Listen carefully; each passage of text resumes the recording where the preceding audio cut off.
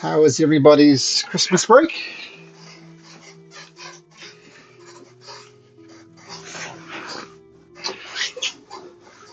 Yeah, mine was pretty good too. Nice and relaxing. I played a lot of Elden Ring, and that was about it. So relaxing might actually not actually be the right word. It's not a very relaxing game after you try to kill the same boss 20 times and continue to lose. But that's all part of the fun.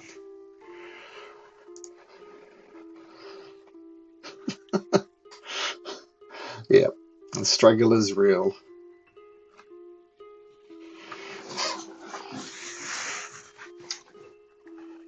I guess I don't need to recap the last session because Sansone has summed it up nicely.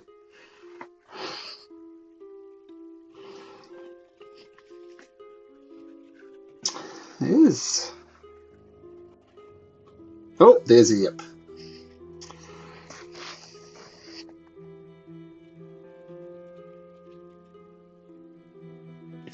$9.30. Ah.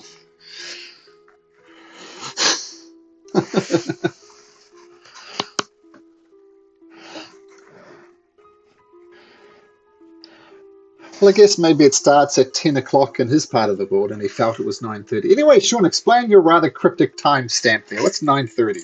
What's going on? Oh, oh.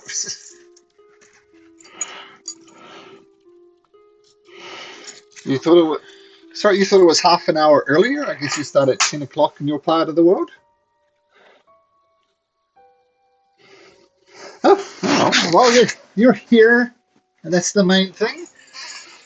Oh, all right, we have a full roster. All right, well, nice to be your DM again after a longish sort of break. Hope everybody had a pleasant Christmas or however you celebrate the holidays. And let's get back into far more important things than holidays. Let's get back into saving the world and rolling some dice, which is always fun. So, if you remember, even if you don't remember, this is what happened last week, or last session even. Oops, let me click a button here. Yes, so what happened last week? You decided to ally yourself with the Cobalt Soul. And the first mission, I guess, they sent you on was to find out this cultist who is apparently worshipping Zahir. And they wanted you to get to the bottom of it, what was going on. And he turns out that he is, in fact, the cultist of Zahir, and we're just looking to make some connections on the run from Rixentrum, from the Dwendalian Empire. We stole the staff that he has in his possession. Blows came forth, and this is where we find ourselves now. We have Sansone is waiting outside in case someone jumps out the window. I don't believe you were here last session, Mr. March, so we'll have you outside waiting with Sansone. And I'll just... I was out too. Oh, okay. And so just one more button I need to click here. So wait, he wasn't a cultist? Because I thought he yelled something along the lines of "Hail Zahir" or something right before he attacked. Which, yeah, that would make him a cultist. Okay, so he is a... Okay, just making sure. We're not the about dude to kill also him. had a staff with a big snake on it, I feel like. Right. That's kind of our big clue. Okay, so Sansone and Ray and March are going to be outside. So, what were you doing, Fog? You were on the way, I believe? I'm pretty sure I was barreling up the stairs. I think we were all barreling up the stairs, if I remember correctly. Get up Except horse can go upstairs, but not downstairs. It's like a small apartment building. I don't know how what the statistics of that are, but I feel like it wouldn't be quiet. I feel like that's a bull in the china shop sort of thing. And at best, quarter speed. At best. All right. So what we'll do, I think we'll have Fog. You won't join in this turn, but next turn you will, and we'll see how this goes. But Ranfarin, things have gotten tense. The guy is obviously aggressive. Actually, make me an insight check. First roll of the new year. Let's see if Ranfarin can set the standard. Nice and low. Okay, and I guess it's only fair if Turtwig does so as well. So Turtwig, also make me an insight check, please.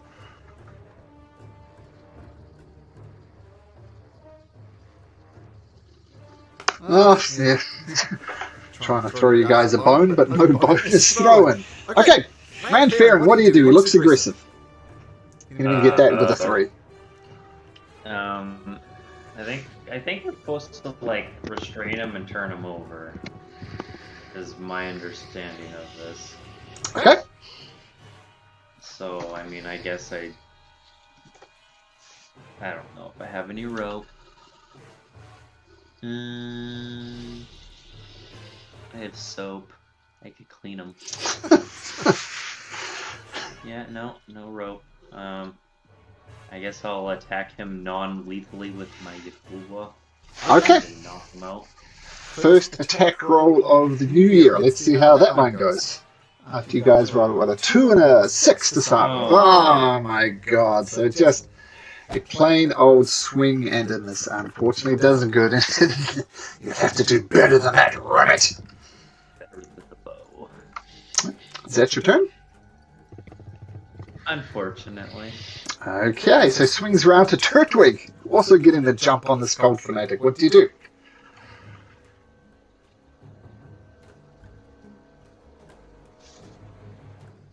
Turtwig.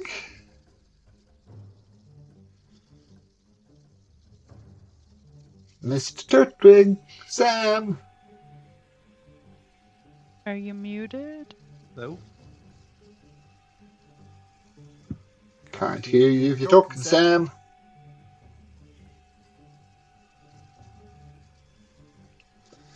No. You might hear me?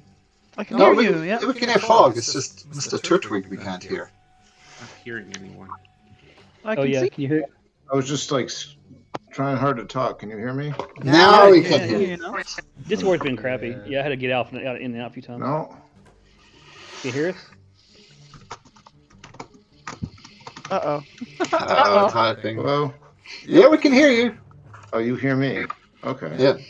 Well, That's even more awkward. I can't hear you. Oh. Okay. Turtwig is just gonna jump on the guy and whack him with his scimitar. I can't hear you, so it's funny. I don't know how you're gonna respond to this, but rapier. No, don't. He misses. Yeah. He has another attack, so he will just try knocking the guy in the head with his hand. Okay. 16, the unarmed strike does hit. And this was an unarmed strike. I don't know if that's a hit or not. That is a I hit. can't hear you guys. But it was an unarmed strike, which doesn't do anything, so there we go. Okay. You got two, Oh no. 2 hit points. Okay, so Turtwig winds up, smashes him right in the face. A little bit of blood trickles down his nose. Okay. I can't hear you yet, but I will soon, so I'm just gonna end the turn and just squander the advantage until I can hear you. Okay. All right. Now,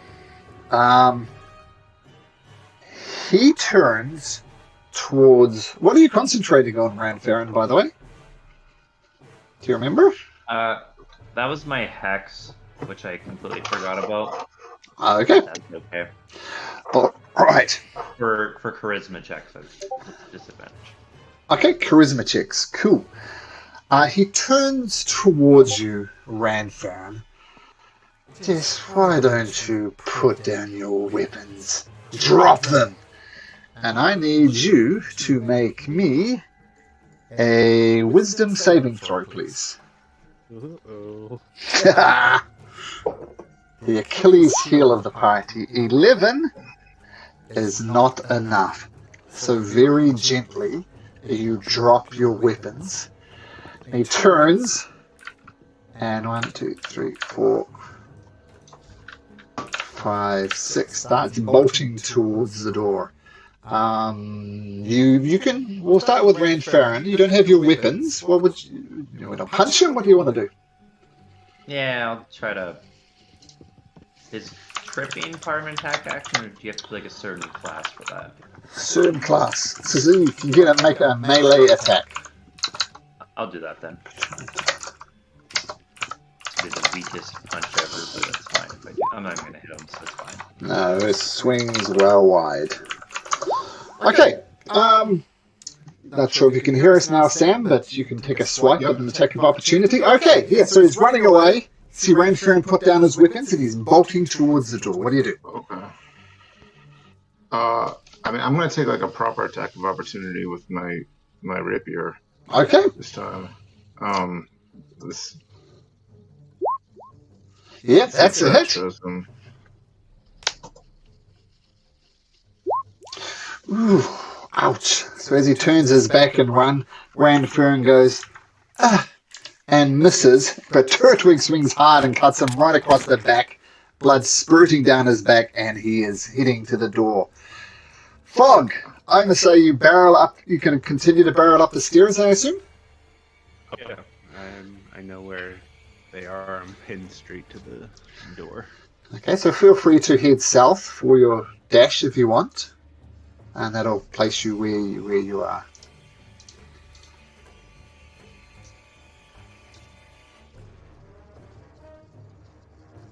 Did that make sense? Yeah. Yeah. So you're there, right? So feel free to move 60 feet if that's your movement to the south.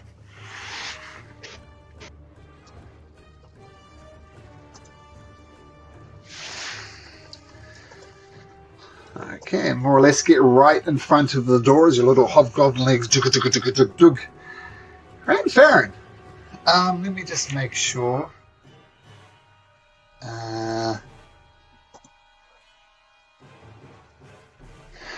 Sorry. Technically, you drop your weapons this turn. At the start of your turn is when you drop your weapons. But I think regardless of how you're attacking, your natural 8 on the dice would have missed. Yep. Okay, so you drop your weapons at the start of your turn. And it's an action to pick them back up. Yep.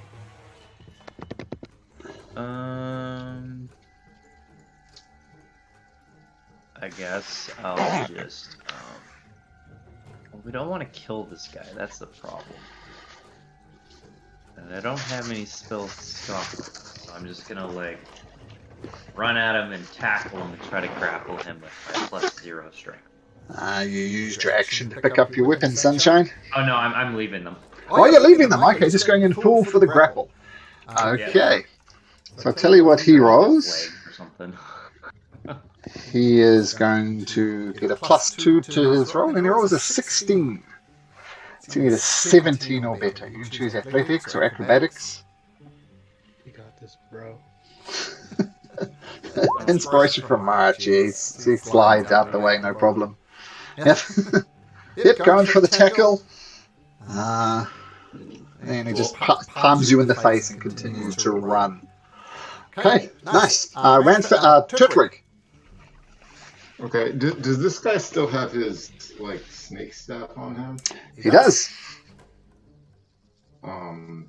So I'm gonna unleash with my bonus action. I'm gonna bring in the shadow, but then for my main action, I want to run up and try to knock this staff out of his hand.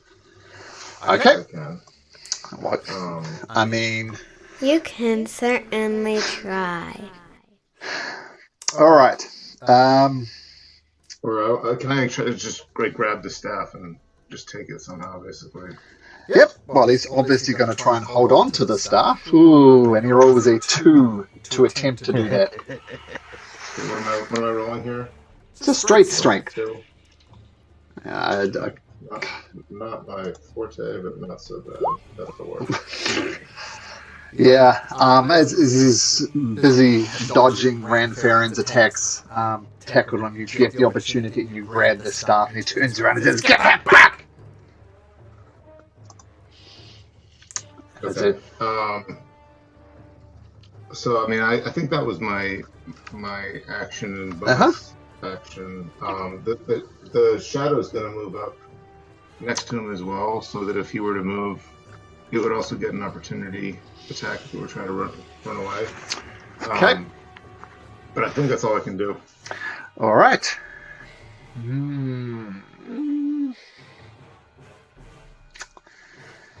And doesn't want to be here.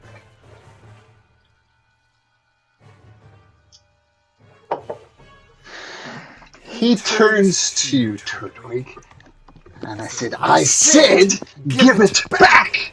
Make me a wisdom saving throw, please, Turtwig. Sorry, that wasn't a saving throw. That was just a wisdom roll, but I don't think it matters. I don't think it matters either. Okay. Just give me a second here. Okay, so you give it back. He just actually, technically, that's at the start of your turn. Damn rules complications. So you cast a spell, ask you to give it back. You don't give it back. You will give it back. And he puts his hands up and says, Okay, I yield. I just want the staff. Just give it back. That's all I'm asking. That's going to be his turn. Fog. So I bust through the door Sure.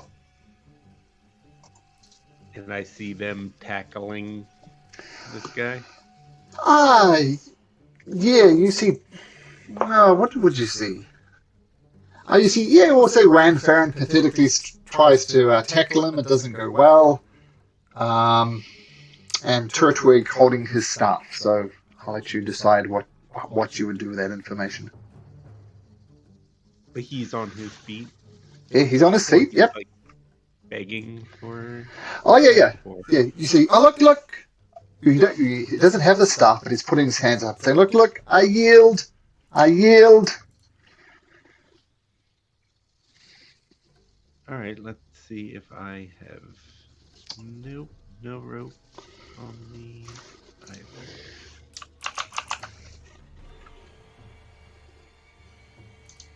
I will summon Shillelagh. I'll close the door behind me, summon Shillelagh, stand by the door, and just keep this contained. All right, so Shillelagh comes up, looking to hold the door. Okay, very good. Hold attack if he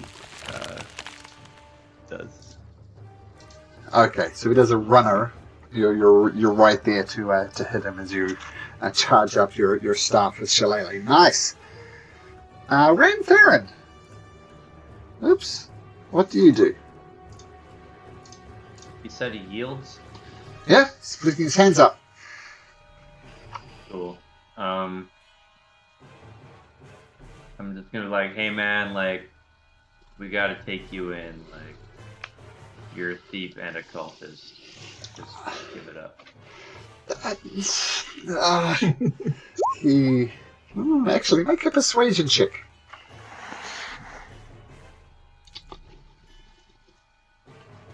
Can I roll decent for once tonight? I'm going with a +7. He says, he's we'll see what happens. Turtwig, you got a staff. You really think it's a good idea to give this guy his staff back? And you do? Okay, is that my turn, or do I get to take it back with my turn? Or am I convinced that giving the staff back is a good idea? You definitely think it's a good idea. I will.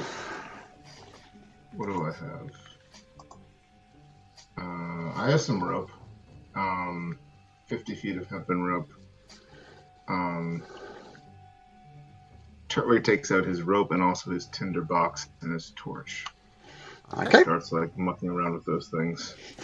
All right. We'll figure out what he's doing with those next turn. But that's it. He's just gonna get out those things and agree that we're doing a citizen's arrest after handing back the stuff.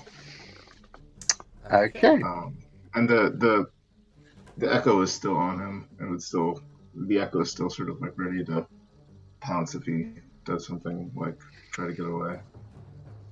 Okay.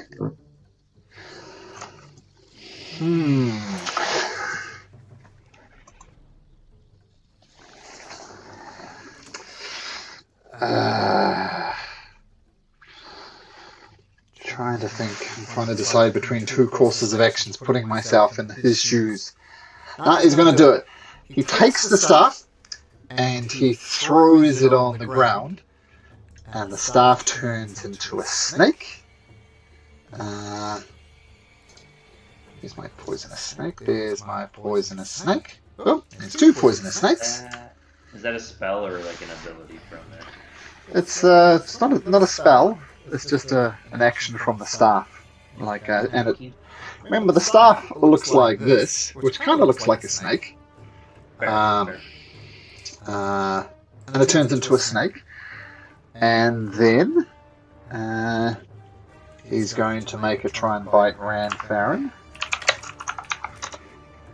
And I'm just a rabbit. and an 18, I assume, will hit. Yeah. And make me a Constitution saving throw, please. 20. Now no poison. Well, you take this much piercing damage. Oh dear. And half of this in poison damage. Oh, okay, this wasn't the greatest move by the Cold Fanatic. 4 or 5. We round up. Round down, always round down. So that would be 5 total. 4 plus the 1, so 5 total. And he turns around and snarls at all these creatures around you. I suggest you let me go. The power of here is greater. You do not want to make an enemy of me. Takes a step. The three of you can make attacks of opportunity if you like. And he made me drop like my bow and my Yakula and everything. Yes. Yes, your bow and your Kildua. Turtwig, you take a swing, it just bounces off his leather armor. No good. Wow. We haven't hit him yet. This is good. No, you have hit him. Somebody hit him well. I got one nice swing at him. Okay. We're not completely pathetic. Actually, 5, 10, 15, 20, 25, 30. Okay, so I'm going to say the door is not really 15 foot wide. Actually, no, we'll just do this properly. He's going to try and barge his way through you, Turtwig, on his way out, because you were standing in the doorway. And try and barge his way just straight through you. And he rolls a 3. So, Fog, see if you can beat a 3 with your strength.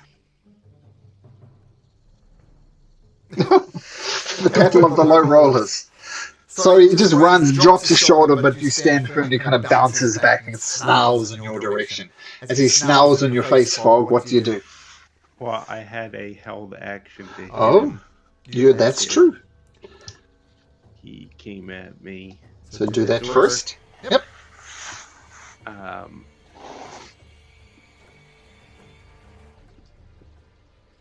Yep, that. You whack him with the shillelagh. All non-lethal. Okay. Okay, so as he approaches you, brace yourself and just whack across the head with the quarterstaff. And that was your reaction from last turn, and now it's your actual action.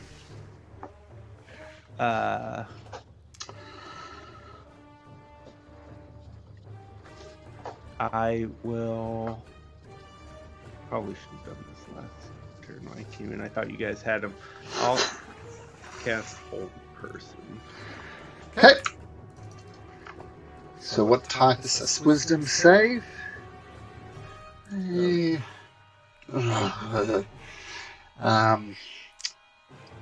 So hold person just what technically is the condition for hold person? Because he fails. It's a natural one. So yeah, I just. Oh, sorry. I keep hitting cast instead of this way. Okay, so it's so he's paralyzed. Okay. So I will paralyze. I'll just say stop. And he freezes up solid. He is paralyzed. Okay, nice. Look to the guys. You want to tie him up or something? Well, let's see. What does Ranfaron do? I'll ask Turtwig if I can borrow his rope. Turtwig will give them the rope. Okay. He's happy to help as well. And then I'll, I guess, walk by the snake, try to tie him up. Okay, we'll say with Farron and Turtwig working together, we'll just make me a survival check at advantage.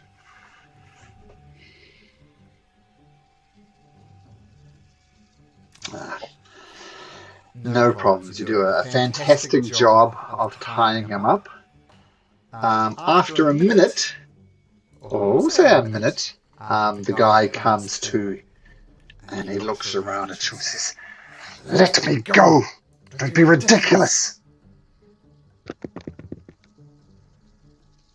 Ridiculous is my middle name. Do we have a gag? Can we? I think we should probably. I'll put the bar of soap in his mouth. Just before you does that, though, he says to you, Ranfran, I says, "Untie!" I need you to make me another wisdom saving throw. Is that one a spell? Yes, it is. Cool. I'm tired of this crap. Oh, the bane of many a DM. Okay, so it doesn't work, and he just slumps, still bound up, and says, "All right, fear's fear. You got me." Do not trust him. Nope, I don't. So does like the snake turn back into a staff, or do we have to kill it? Well, it's still a snake. It's not attacking at the moment. What do you want to do, Ranfaron?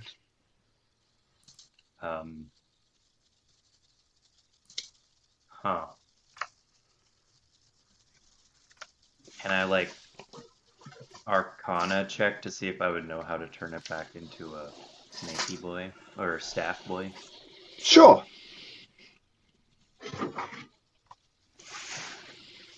Oh my god. Yeah, as you're thinking about it, you're not quite sure, and as you're pondering it, boom! It turns back into a staff. Oh, I was gonna pick it up and shake the snake around.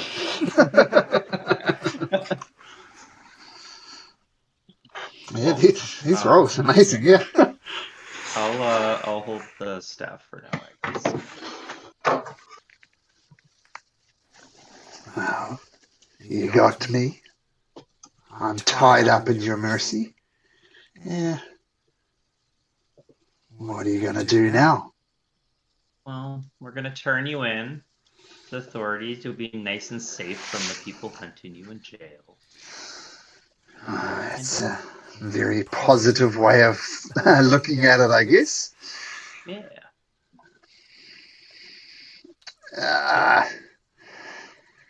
Let's be on our merry way, I guess. All right. So it sounds like you're escorting him back down into the streets of Ankaral. If you remember,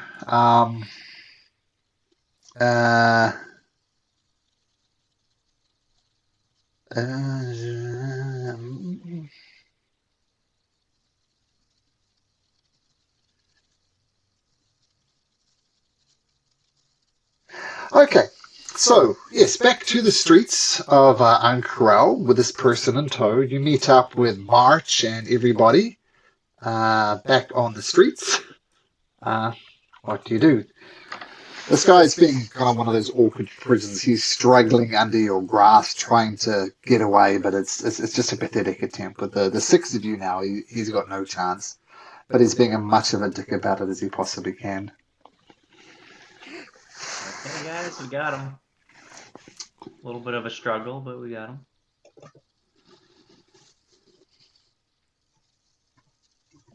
Cool.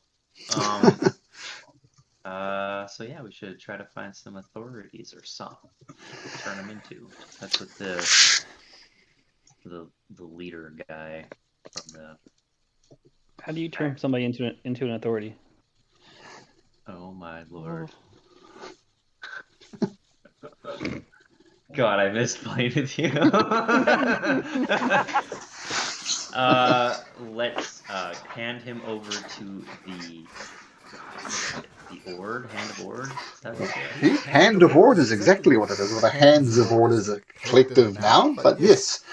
There's many Hands of Ord kind of wandering the street. It's a very well-policed city. It's easy enough to find a couple of them who are kind of wandering around on their rounds.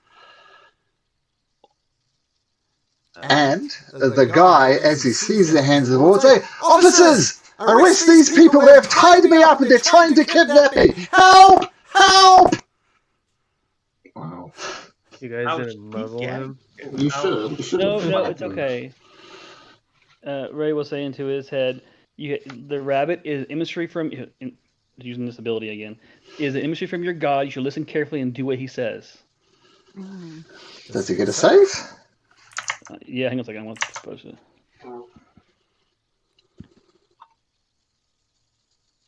The right one? Is it action? Yep, that's it.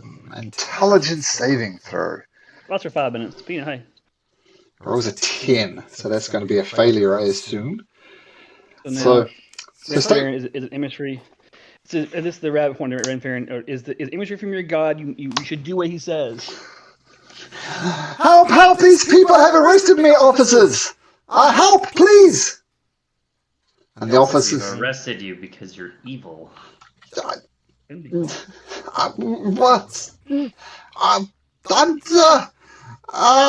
To help! And the officers come over. Be quiet. What a piece of crap this guy is. Trevor is just. He's gonna calm down. And the officers, the Hands of Ord, come over and says, "Look, I don't know what the hell's going on here. You just can't tie people up and drag them through the streets. We're a town of law and order. We must insist that you release this man." Well, he attacked us. Right, and we were also kind of told to do this. We're with the Cobalt Soul. This man here is a thief and a cultist for Zahir. Look, He admitted to it. Like, just tell him, man. Like, tell him that you're a cultist. Look, officer, they attacked me first. It is true. They attacked me because I'm a cultist of Zahir and I worship Zahir. What the hell? What am I saying? Jump! And he just looks like panicked now as he's given away. And the officer says, "All right, sunshine. So you're a cultist of Zahir. Is that right?" And the guy says, "No. You just said you are. You're a cultist of Zahir. I'm a cultist of Zahir." Shit. All right. See, normally these situations I come up and I look for certain amounts of proof and evidence before we take over the arrest, shall we say. And this idiot has admitted to being a cultist of Zahir, which is, shall we say, very, very much frowned upon. We're going to take over from here, and we're going to take him to Cerulean Palace, and let's just say there'll be questions asked. Is that suitable for you fine citizens who have arrested this cultist? Yeah, we leave them in your hands. Your very Do they? Your hands of Well, your hands of orb. Yeah. aren't we due a reward if we hand him in? Like, shouldn't we like support the escort?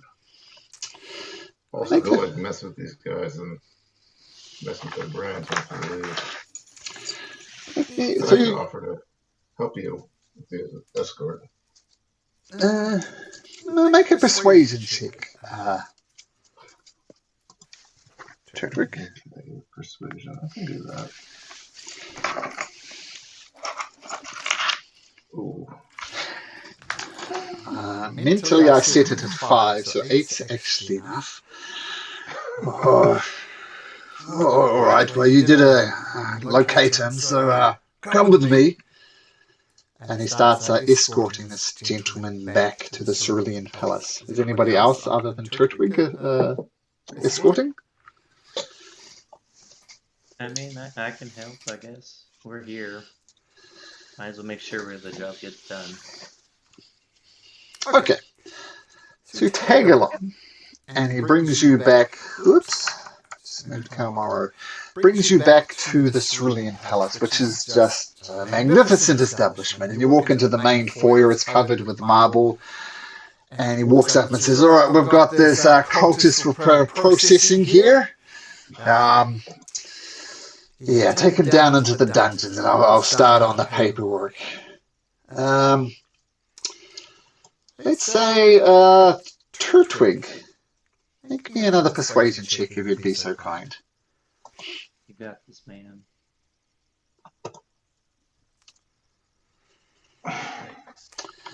Well, don't think we don't appreciate it. We thank you as members of the Hands of Order. We're always looking for citizens to help maintain the peace. Unless there's anything else I can help you with, I suggest you go on your way. Actually, there is. He had this staff that he claimed he stole from.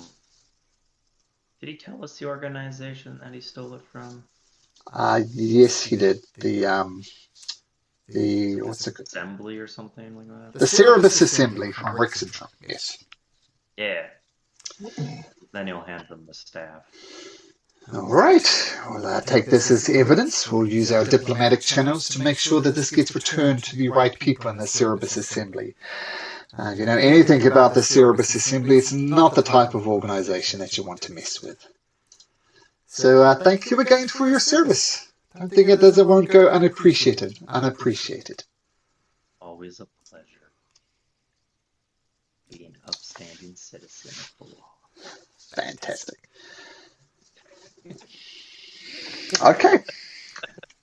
Things went surprisingly well. Yeah, I thought it was going to go horrible when we ended last session. I literally had a knife to the guy's throat. Okay, so all gathered together at the end of the Cerulean Palace. What does Sylvanus' supply Simpleton Subjugators wish to do?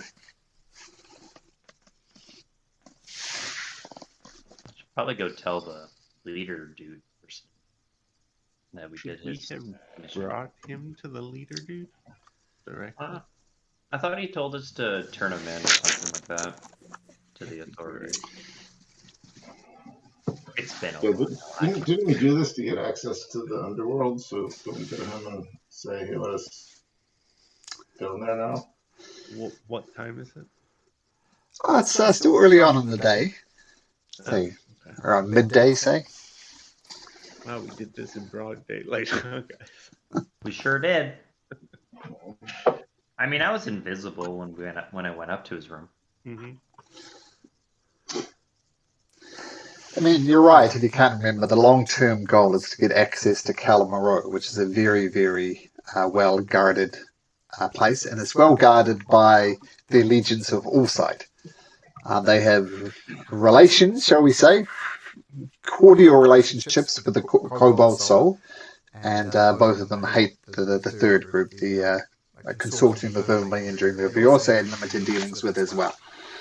But you seem to have thrown your ideas behind your method of gaining access to Kalmar with the Cobalt Soul. So, and they did send you on this mission. Yeah, so what do you wish to do?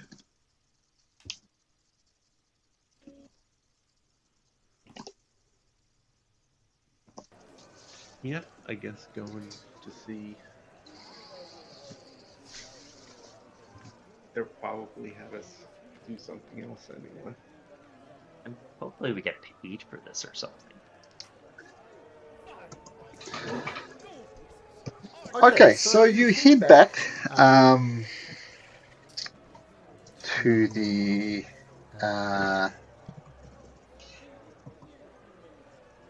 Temple of the Mentor, which is, if you remember, Temple of the Mentor, which is kind of the base of operations for Cobalt Soul. You head back there, and you ask the people to speak to Iwo Zilir. If you remember who is the person who gave this, is a half-orc, a member of the Cobalt Soul. And the secretary kind of makes the appropriate calls and escorts you up to the office of Iwo Zilir. And you knock on the door, and he says, "Come in." And you enter and he says, "Oh, all right. So, tell me, how did it happen? So was he a member of the Zahir cultist?" Definitely was. Admitted to it and everything. All right, and what proof do you have? He told us, and he stole a staff from some people that was snake-shaped. And he admitted it. And he admitted it to my face. And the guards. Okay, make a persuasion check, please, Farron, at advantage. Give me something good. Dude. So what, let's just say that anybody who's looking for some type of introduction to the Cobalt Soul, I do my research. I've done my research about you, reaching out to contacts far and wide. And from what I've heard, the dealings that you've been have been, shall we say, not malicious. Any counters that I found, you've defended yourself. So, Farron, I tend to believe you. I'm going to take your word at this. And, well, first of all, thanks on the behalf of the Cobalt Soul Warriors interested in these type of things. I tell you what, I know your long-term goals are to get access to Kalmar Road. Is that right? Yes. Look, I'm not in the position to give you access to Kalmar Road. But maybe if you do something else for me, I'll contact you in the next day. In the meantime, just hold on to these. And it gives you one of these stones, as you can see in the Roll20 chat.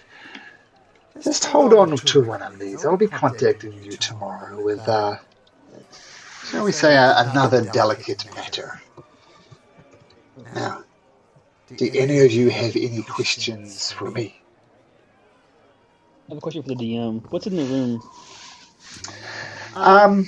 It's he has his own office, so he's obviously fairly high up in the Cobalt Soul. There are scrolls everywhere, kind of almost like stacked up on bookshelf type things. A few books, but mostly scrolls, and a couple of the scrolls are open on his desk. Is there any flower pots on the desk, or ink wells, or anything to drink? Oh, there's definitely an inkwell, I'll say. Yeah, it's an inkwell, no flower. So using an invisible mage hand, and as he's talking, he's slowly nudging it closer where he is, closer to the edge, like a cat. Okay, make a sleight of hand check. Okay.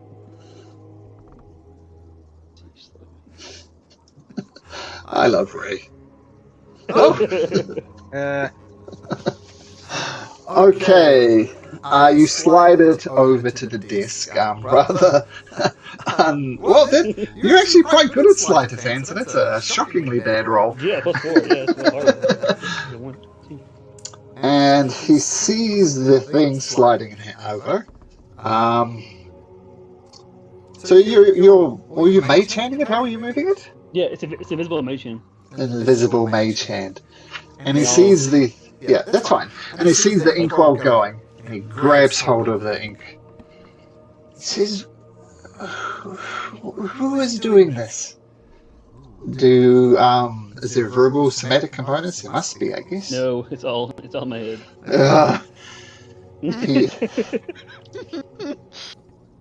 Baron just He grabs the inkpot before it comes off, and he says, please give me that stone back. Huh? No fucking way. Please. But why? I did not ask for clarification from you. Please give me the sending stone back. Okay, Baron will just hand it to him. And he says, who is mucking around with my inkwell? I mean, it's not me. Right, saying shit. You know that. Jesus. Unless... Is Ray giving off any sign that they were... I rolled a 6 on a sleight of hand, so Oh. use it as you will. It's He all in my head, mental. So stops and says, unless somebody admits to mucking around with my inkwell, then you consider your relationship with the Cobalt Soul at its end. I have taken you here in much confidence and trust. Let's just say there are certain individuals who would prefer to see me dead, perhaps by poisoning my inkwell. Who is mucking around with my inkwell? I will not ask again. Push Ray forward. Are you a fox? Are you in fox form? yeah, Fox 4, absolutely. And Yeah. I will kick Ray. Oh. And Ray just like sits there with something like this cute fox face. What? Well, first of all, why don't you roll me an attack? Who was that? Fog, I think? Yeah, Fog. Yeah. Murder him. Well, it's going to be 1 point of damage if you hit. Just a push. Let's see, unarmed strike. Yep. That's terrible. Oh, really? No. You slide around it by the sounds of things, Farron. And the guy sits down and looks over at this fox-like creature with the puppy dog's eyes and says, was it you? Ray will turn into this girl shape and will say with absolute sweet sincerity, I have no idea what you're talking about. Deception. Yep, advantage. Perception. So that's at advantage. Yeah, I've got a thing. Focus I can do. Okay. I can post it if you want to see it. No, that's fine. I'll take your word for it. I love that little meme thing you post, by the way, Sean, about the Fae who massacred armies because they didn't have a good view of the duck pond. Yep. Well, I don't know who or what you are, but your friends are throwing you under the bus, it seems, but I believe you. A good day. Marriage. What the fuck? Come on, bro. What do you want me to do? I'm playing Ray. I can't help it. No, it's great. I love this. It's very awkward for the party, but I love it. Straight up Ray, man. Look. How can we earn your trust back, sir? I'm not sure you are trustworthy. As I said, people would rather see me dead. I must admit I'm surprised by these actions, somebody mucking around with my personal possessions. Not sure there's there much you can do to get my trust back, but you can make me a persuasion check if you like. March. Well, 19. My goodness. Good rolls. He takes, kind of leans back into his chair, takes a deep breath, and says, I do have a task that needs performing. I need to make certain inquiries. Now, given the delicate nature of this task, I was prepared to offer quite a bit of gold for the successful completion of this mission. It's of vital importance to the Cobalt Soul. If you want to earn my trust back, Mr. March, I'll have you do this mission for me.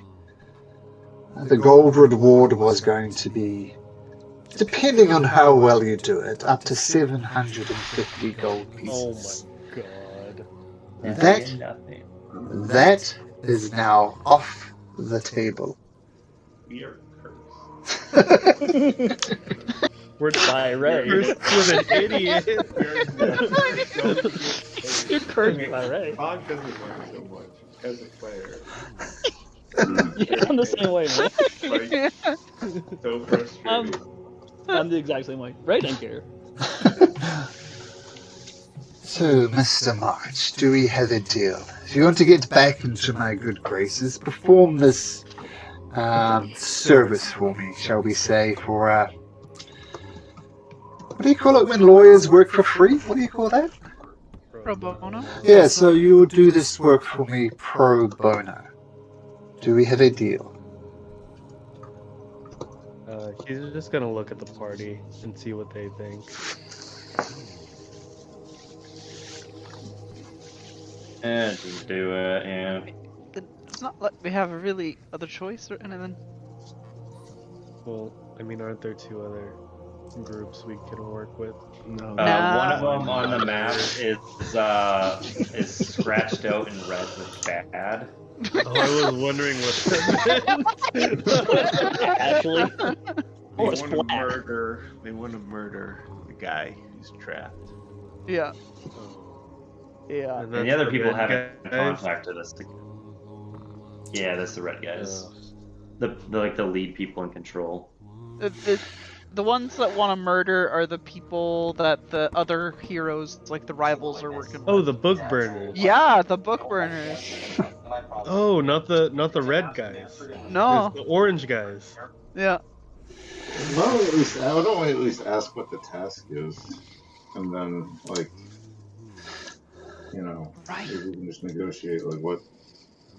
Okay, I will answer that question in a second. I just want to give, because I know you weren't here the last session we played, March. So this is the Allegiance of Allsight here. This is the one that Io, Javi, and Co have allied with, and the Allegiance of Allsight is pretty much controlling Calmar Road. The guards here are all Allegiance of Allsight affiliated. You also meet up with a consortium of the Vermilion Dream, and basically you didn't like their philosophy of wanting to use powerful things or sell it to the highest bidder. So you didn't like them. So you allied yourself with the Cobalt Soul. So the Cobalt Soul has strained relationships with the Allegiance of Allsight, but maybe you can get access to Calmar Road with some political willing and dealing. And the Iwo says, so you wish to know what this task is before you agree? Am I understanding you right, Mr. Fogg? So it was Turtwig that said that. Oh, it was Turtwig. Sorry, Turtwig. Is that your request, Mr. Turtwig? Yeah. What's the task? Maybe we can do like a bad job for free or a good job for half pay. Now make your persuasion check at disadvantage, please. Turtwig. It's gonna go well.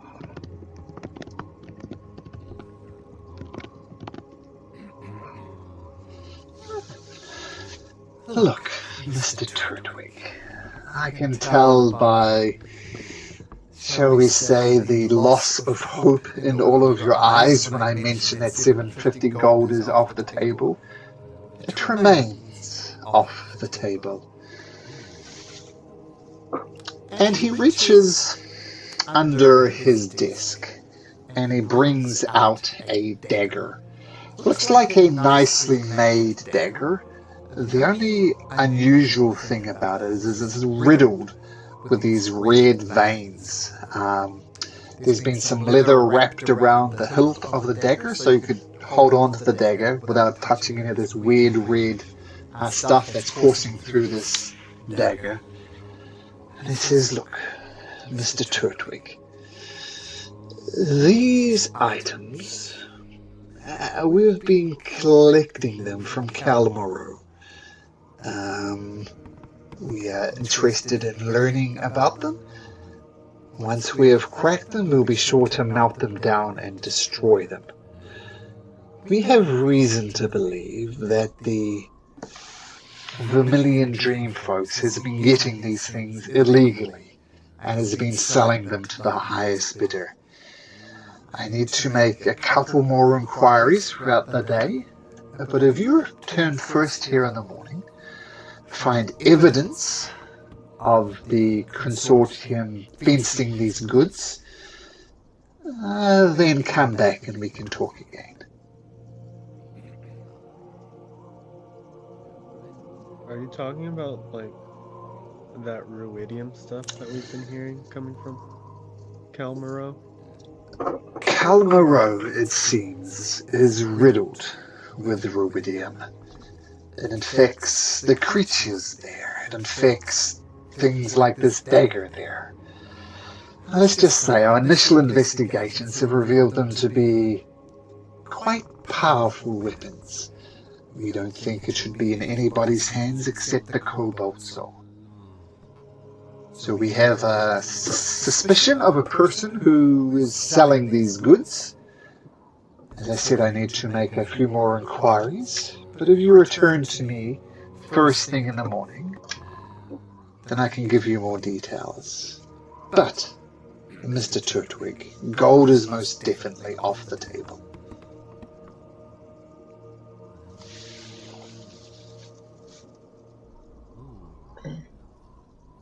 I look around to the party.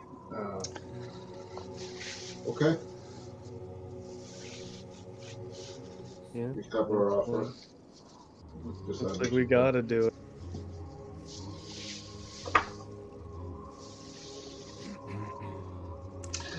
Well, I will see you in the morning then.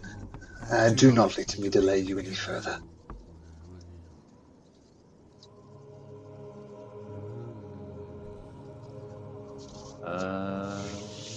Grandparent will walk up. Right? Okay. Thanks. Yeah. And I'm gonna walk out. Very good. Yeah. Okay. So you find yourself back on the city streets. It's maybe like about 2 p.m. now. Asked you to report forth first thing in the morning.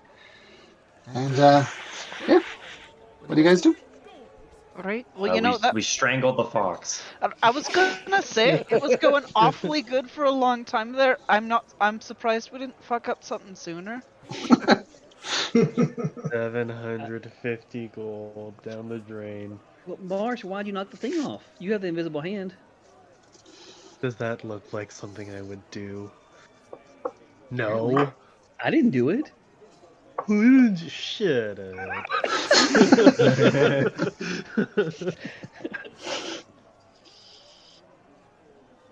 Right? Well, to be fair, it wasn't actually knocked off the table. It was just moved a little bit.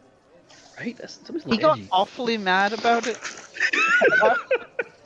Yeah, I don't see whether that happens. It's such a big deal. Right? He Well, was broke anyway. we should probably stop shit talking him outside of his office and probably go somewhere else. This is a good point. Right? We have nothing to do. Alright, well, it's 2 Fun p.m. thing to do. I think it's Well, time what for we day do. drinking. Dad, that's what I was supposed Oh my to say.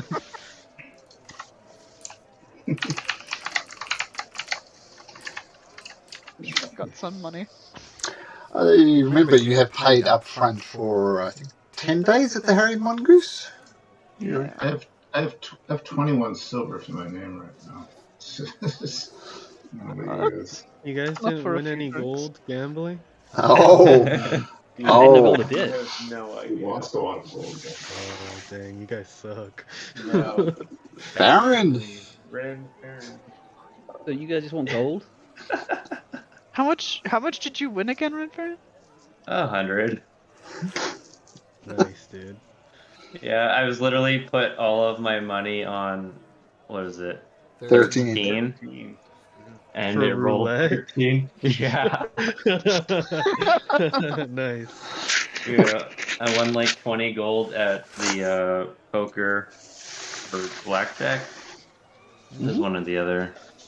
And then Ranfarin has a gambling problem. So he's like, I'm going to put it all on 13. And it actually rolled 13. Even though I was trying to literally lose all of my gold.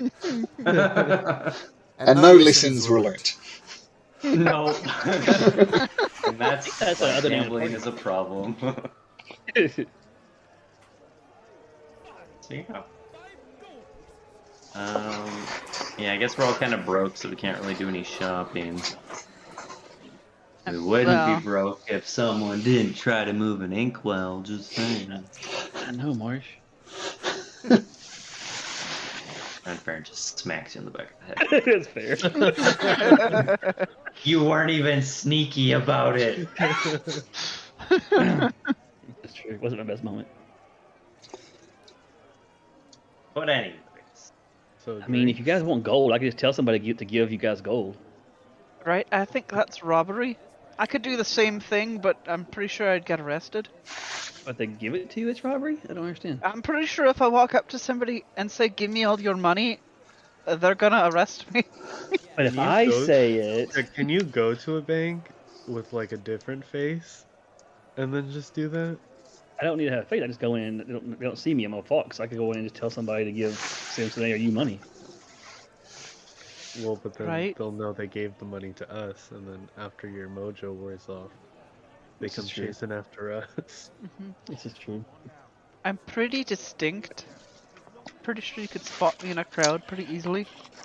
Yeah, and that's bad. We don't want to do that either. Yeah, stealing is bad. You're really giving Ray some good ideas. Right, well, Are we actually day drinking? yes. Pretty sure, yeah. would- I kinda need a I drink would very after that. much like to do that. Oh my goodness. Okay.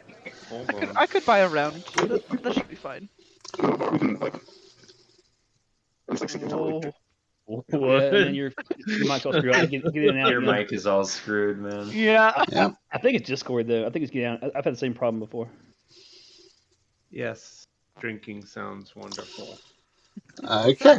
So back to the harried mongoose. I Yep. think so. Yeah.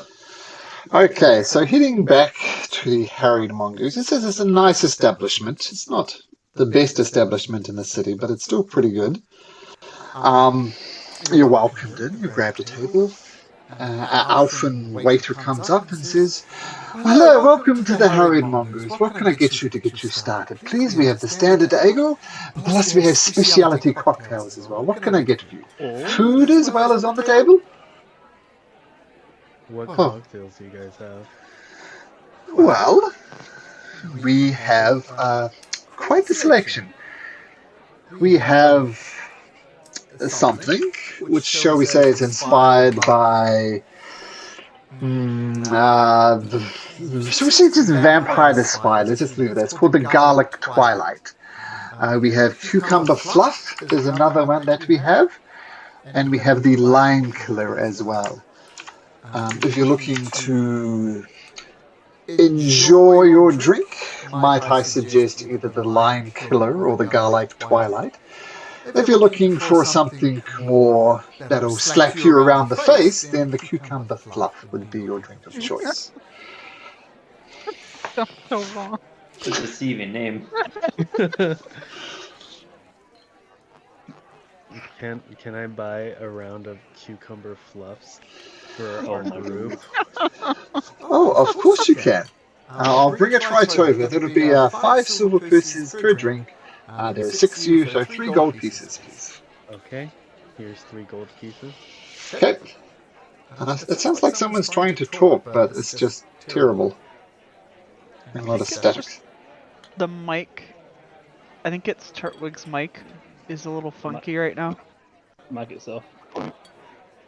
No, it's him trying to talk. Is it? Because, Yep. like, yeah. I can hear, Oh my I can goodness. hear a person behind. Yeah, so if we're ignoring you, Sam, it's probably not because we want to, but because there's something coming up with your mic. So yeah, hopefully that'll get Try sorted. unplugging it and then plugging it back in again. Yeah, Oh, God. super static, Sam. Super static. So I'm not sure, but It's kind of scary, not gonna lie. Demonic. You got the voice changer on, bro. It sounded like Darth Vader-ish. You are not my father. yeah. Yeah, Okay. no kidding, man. Yeah. So eventually this elfin waiter comes back with 6 cucumber fluff drinks. These drinks are just served in simple cups. It looks, from just looking at it, it just looks like water. But around the end and kind of draping over the sides, it looks like cucumber shavings all around the rim, almost like and there's a drink with salt around the edge, sort of that type of thing. And it says, Salt rim. like a salt rim. Yeah, there we go. And so it's got a kind of like salted cucumber that it looks like, and these kind of tendrils, fluffy tendrils, kind of drape inside of the water and outside of the water. It says, I do suggest that you take your time with this. I've seen people much, shall we say, bigger than you, orcs, ogres, and the like, trying to scull it, and quite regretting the decision. So please, take your time. Enjoy your drinks. I'll be back in a few minutes just to check on how you're going. Thank you. You're most welcome, sir.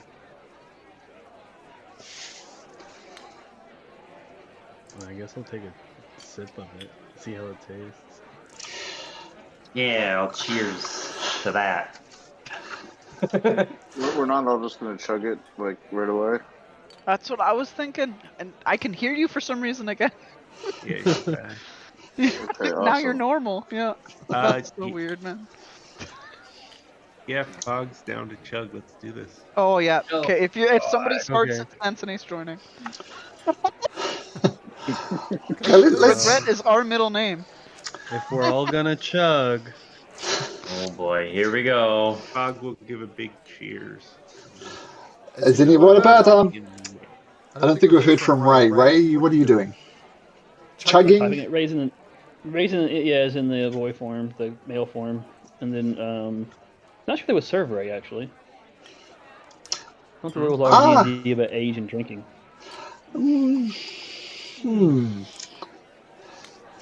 I think an establishment. What age does Ray present as a boy? I always said young, pre-adolescent, Like 10, that sort of age? somewhere in there. I've been non-specific because it's Yeah, just we could use a designated sober person, right? So maybe that's not the worst thing. no, because we're sleeping here, so we don't need a DD. Right? And also, I wouldn't trust Ray as a DD. Yeah. And Yeah, right? if the server says anything, I'll just tell them that Ray is tricking them. Well, actually, feel free to take 5 gold pieces back. I think it was March said 5 silver pieces back because they bring back 5 drinks. They're not serving a fox. Why would they serve a fox? Why would they serve a young boy? exactly makes sense. Right? Yeah, Ray is thinking of all things that their fox form, so they are contemplating doing that Samson would not approve of. Said, no, I can't do that. No, I can't do that. No, she wouldn't like that. No, she wouldn't like. That's all Ray's doing right now. All right, cool. So you clink glasses and chug this cucumber fluff. The first thing that hits you is a very extreme taste of cucumber, almost like you know how vanilla essence and all those type of things are very, very strong versions of the flavor, like how you get a lot of these things with coconut essence and stuff. It's a very, very extreme thing of cucumber flavor. And then you drink it. It tastes like fire, like as if it's made from an alcohol whose proof is very, very high, like much higher than whiskey or gin or any of those traditional hard spirits. Moonshine is not a terribly bad description for it. Very, very high. The white lightning. Constitution saving throws, please. Alright, let's do this. Nice. Oh, fuck. Not a big drinker. Apparently the rabbit is. This very tiny 35-pound rabbit. Oh, you were not. So let's start with the march. So you lean back and lug this thing through despite the fire and everything. And as you're leaning back, the alcohol kicks in immediately. And you fall backwards from your chair and land on the floor unconscious. Fog, the same type of thing, but you lean forward first, bang your head heavily on the table, and some primal instinct from that you cause you to recoil back, and you do recoil back and fall back in your chair, but not before your feet hits the table and throws the table up as well. Ranfarin, you drink it, the same sensation, this strong cucumber essence, then firewater moonshine type of thing, and you pass out as well. You're leaning forward, you just collapse down onto the table. You're about to just do the classic drunk, half asleep on a table. Then all of a sudden, fog kicks the table and it flips up, and you fall to the ground as well. Sansone, you two fail. Are you sitting there? I always get confused. How's Sansone? Is she just standing there? What's she doing? She's probably just standing there awkwardly at the end of the table. Okay. And the same tradition as cow tipping, that's what happens to Sansone. She goes, plans on the side. Turtwig, you are under the poison condition, but you managed to survive the shot of the drink as you watch March, Fog, Farron, and Sansone just collapse and make an absolute scene. Turtwig, Ray, what do you do? Ray is completely distracted in their own head. I typed it in. Doesn't even notice everybody just fainted. No, not at all. Yeah. I don't suppose ordering a second round would be a good decision, right? Oh. The elf comes running back.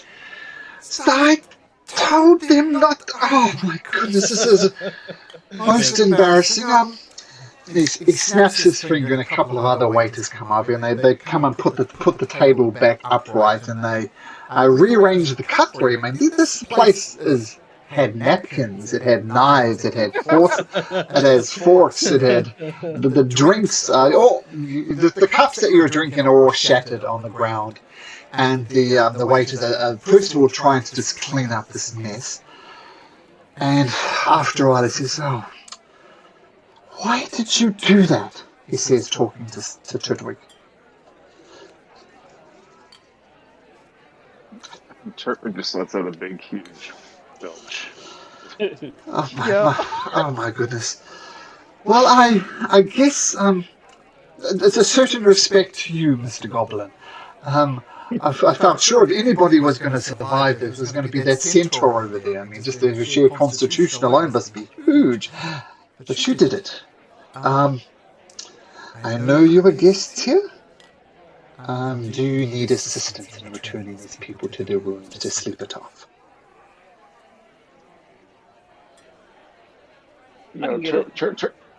Turtwig maybe help if you're helping Ray. Would love to drag these rest of his party back to their rooms. I got He, it. he enjoyed doing that at the All right, that is fine. the There Trays is. for Eyes. Oh yes, that's right. I've had experience of this. There is, of course, the small matter of damages to the harried mongoose. The cost of the table, the chairs. Some of the chairs have been broken. The general disturbance. I think 10 gold pieces will be enough to settle your bill.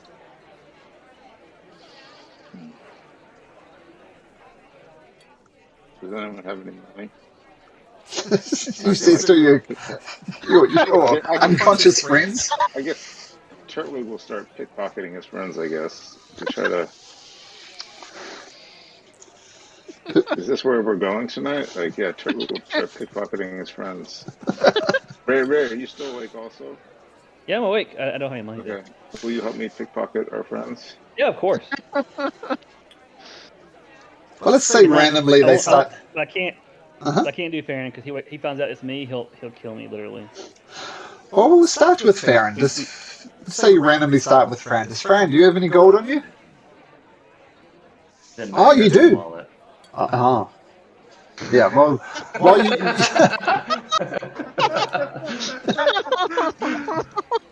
That would be fair. You do know that Farron has gold. Yeah, but Yeah, I do have gold. Ray will know that. We'll take Samson's gold because Samson won't kill Ray. Farron will, because they've been through this. So you're taking it from Farron will Samson? probably- Oh yeah. Well, okay, so you take just the 10 gold, or you're taking all of it? No, just 10 gold. Just 10 gold. Okay, so carefully count out 10 gold. You hand it to the waiter and says, "All right, well, please take these people off. They may or may not be conscious in the morning. We shall see. I did warn you not to skull it, and of course, like a bunch of bloody idiots, you did exactly the opposite of what I asked you to. Good day." He takes the 10 gold pieces and starts fluffing around other pieces and bits and pieces. So, Turtwig and Ray, you're gradually dragging these people up to their room? Yep. Still like 3 in the afternoon, by the way. Yeah. Yeah.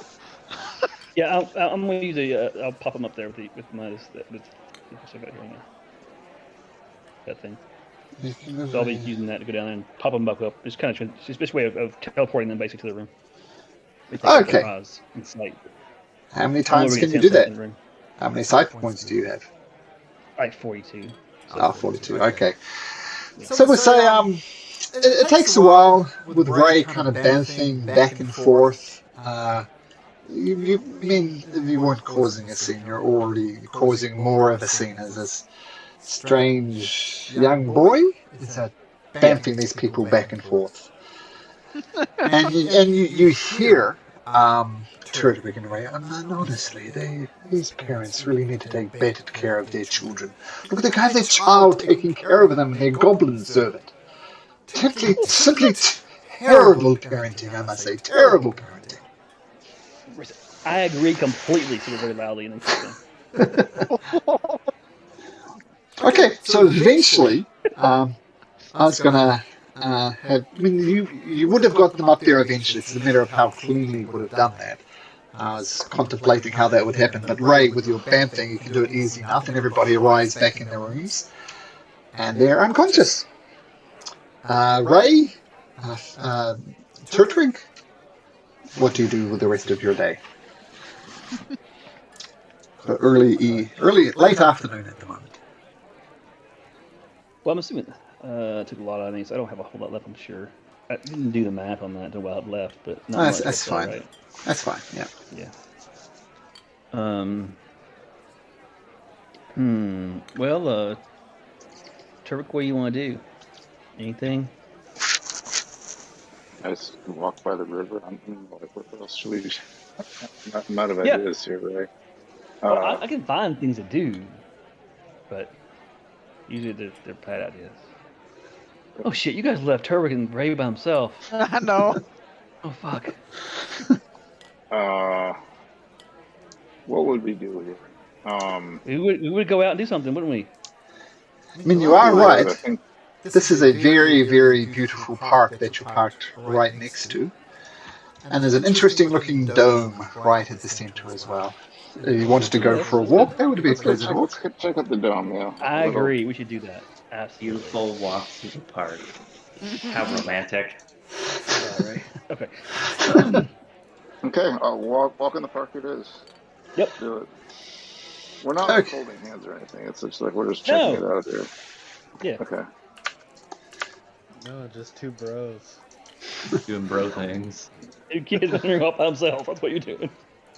Could be in fox form. Could be a fox walk. That's been more fun now because Fox and a goblin. I think that sounds good. that works. I like that better. Okay, that works. Okay. So the river district is definitely the most picturesque scene in this entire establishment. And a nice walk. And eventually you come to this dome type thing right at the center of the city. Let me just get a description here. Never mind, there we go.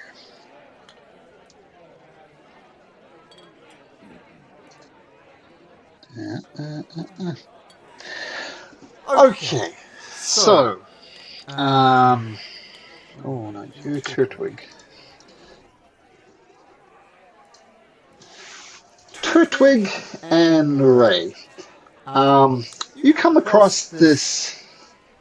Well, the thing that might have crossed your mind as players or as characters is where the hell does a city in the middle of the desert get the waterfall?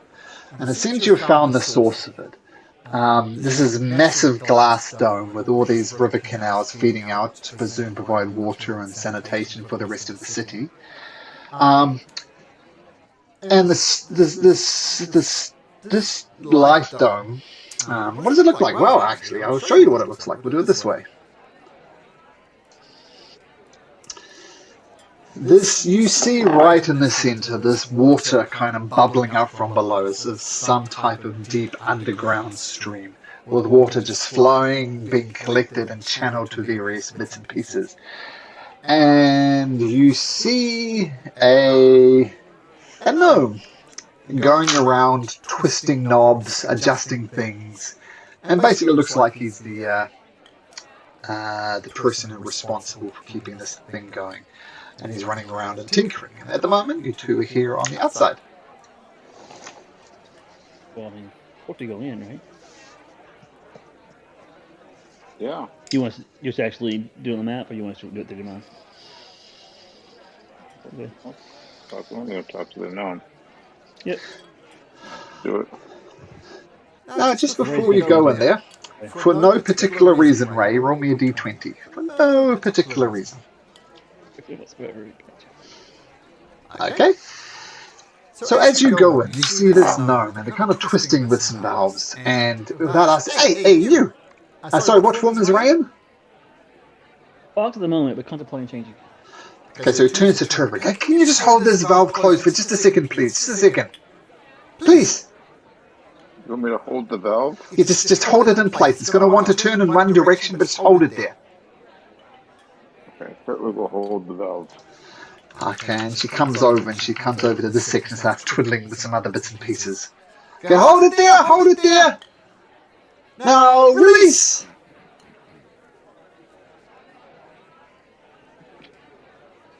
Do you release?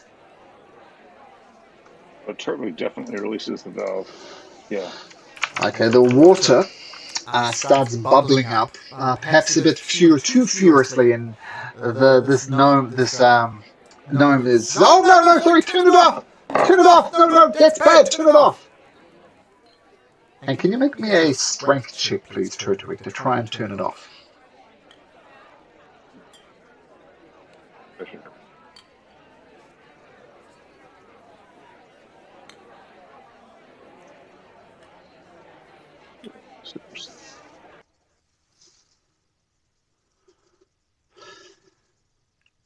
You Okay. you struggle and turn the valve up, and you see bubbling in this creature some type of creature that tends to take on some type of vaguely humanoid form. And there's one, there's two, there's three popping up. It says, turn harder, turn harder! And with all your might, you turn it down, and then these weird humanoid figures bubble back down into the surface. Well, I say, that was jolly good. That could have gotten a little bit out of control. Thank you very much. My name is Carlisle, by the way. Do I have the pleasure of addressing? My name is Turtwig Garchomp.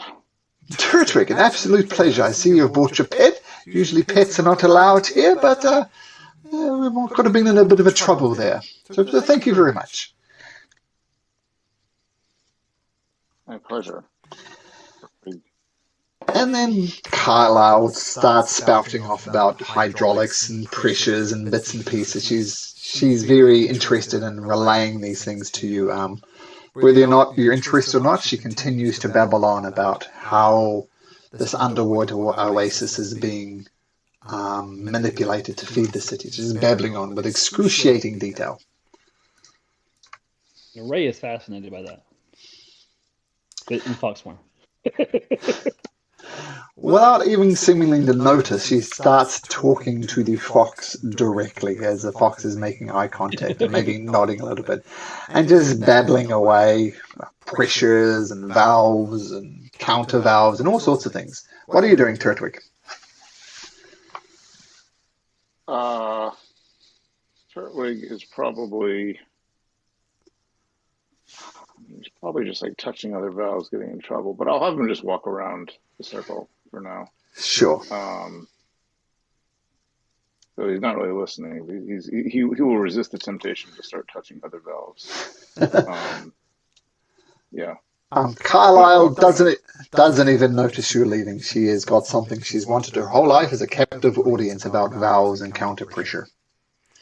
Ray will change into, let's see, it's random. I like random. Hang on a second. The girl form.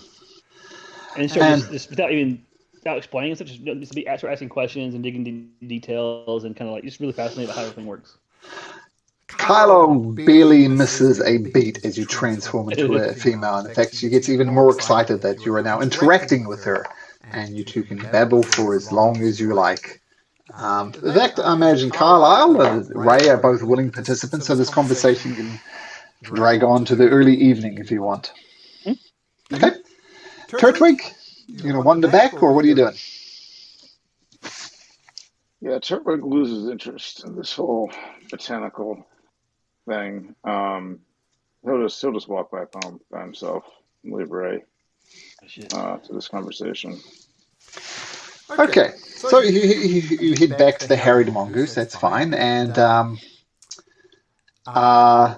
7 o'clock rolls around, 8 o'clock, 9 o'clock, 10 o'clock, 11 o'clock. I mean, if you're still happy to continue to converse, she's happy to continue to converse, right? I think as long as we do morning starts getting up and she finally realizes, oh crap, I need to go lay down and sleep, or like late night maybe. And I gotta go. I really enjoyed this. I'll be back. Okay, cool. I didn't tell you about the third part of the mechanism, but they will say for tomorrow. Sounds great. I'm gonna dash back. Try to get back before Snow wakes up and realizes she's gone. All right. So eventually, you all make your way back to the Harried Mongoose, and you all get a long rest. That's the good thing. So have one of those beautiful long rests. And also, you may level up as well. Oh, cool. Oh, wow, nice. Wait. Just in time for the new year. Yep, so take a moment to level up. And I'll be disappointed if you don't roll for your hit points. Level up. Absolutely will. Now I have evasion, guys. Cool. Dexterity saving throws will never hurt me again. Fog, that's a shocker. Right, yeah, not too bad. And Ooh, that's... That's something. yeah. gone. Boof is right. Who are we missing? Farron, what are you doing? Oh, I'm doing this and that. Are you rolling hit points? Oh, always. Good man. Oh Nah. my god. I'm a warlock. I don't need life. That's actually shockingly bad rolls. 2s and 3s. Let's see if we're missing Turtwig, I think. Yeah, I'll be rolling. Let's see. I'm rolling a D10. Do it.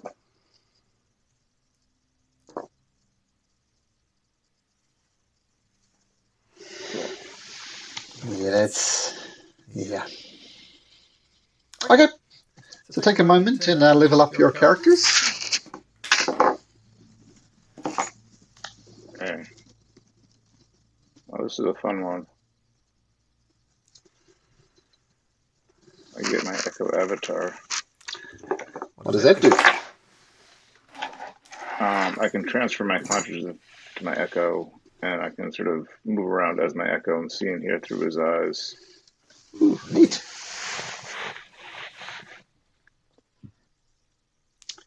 It's kind of like Avatar, actually. Like you go deaf and blind when you're doing it. You sort of transfer your consciousness to this thing. Cool. Cool. What if it dies? No worries. I think it just. I think nothing bad happens. Your just consciousness returns to your normal body, I guess. I think so. Yeah, it's a good scouting tactic. Yeah. Cool. Anybody else get anything cool? No, it's usually discipline, but that's a lot of possibilities. I get some more spells. I get a new invocation. I get fourth level spell slots. Oh, fourth level. That's nice. I just gotta figure out what spell it was. I can do my psi-powered leap now, so now I can be a flying horse. Yeah, let's go. Like a Pegasus, yes. Oh. Or like a flying unicorn. Does your leap take the form of like a rainbow that you're running on? Oh, that's fantastic. I should probably do that. I just propel my body. I gain a flying speed equal to twice my walking speed. Wow. Jeez Louise. Yeah. Nice. I think next level is the ability score improvement or feat decision, I think. I think that's level 8. Mm-hmm. Yep.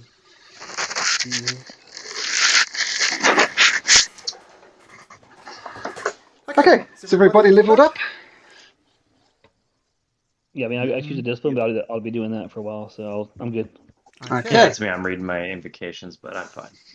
Yeah, I'm good. So, morning comes. Turtwig and Ray, you wake up with no problem. I need the drunkards who remain to please make me a constitution saving throw. Sensei, you wake up. March, you wake up. Fog, Baron, nope. And now both of you have splitting headaches, so that's good. And Fog and Farron, you just don't even wake up, still snoring loudly. Can we splash cold water on them to wake them up? Yeah, sure. So you go to a basin and you throw some in, let's say, Farron's face. Farron, make me another constitution saving throw.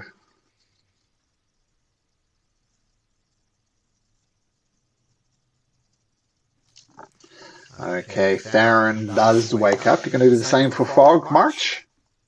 Mm-hmm. Fog, another constitution saving throw, please. Got this, buddy. Okay, so eventually water is thrown in the face of Fog and March, Fog and Farron, and everybody's awake. And the morning is yours. What would you wish to do? As you wake up, I think it was Turtwig who gave you. I didn't mention to give you the sending stone. And you hear a message coming through the sending stone that says, "Well, now is the time. Please return to the Cobalt Soul. I have a mission arranged for you. Please come."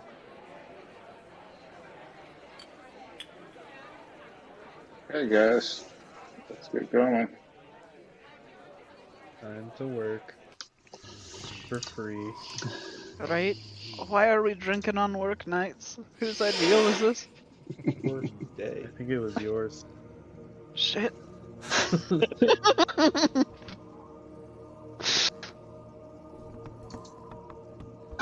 Okay. So you make your way back to the Sigil District. Several of you sporting splitting headaches. It's uncomfortable, but mechanically, nothing. You just feel terrible.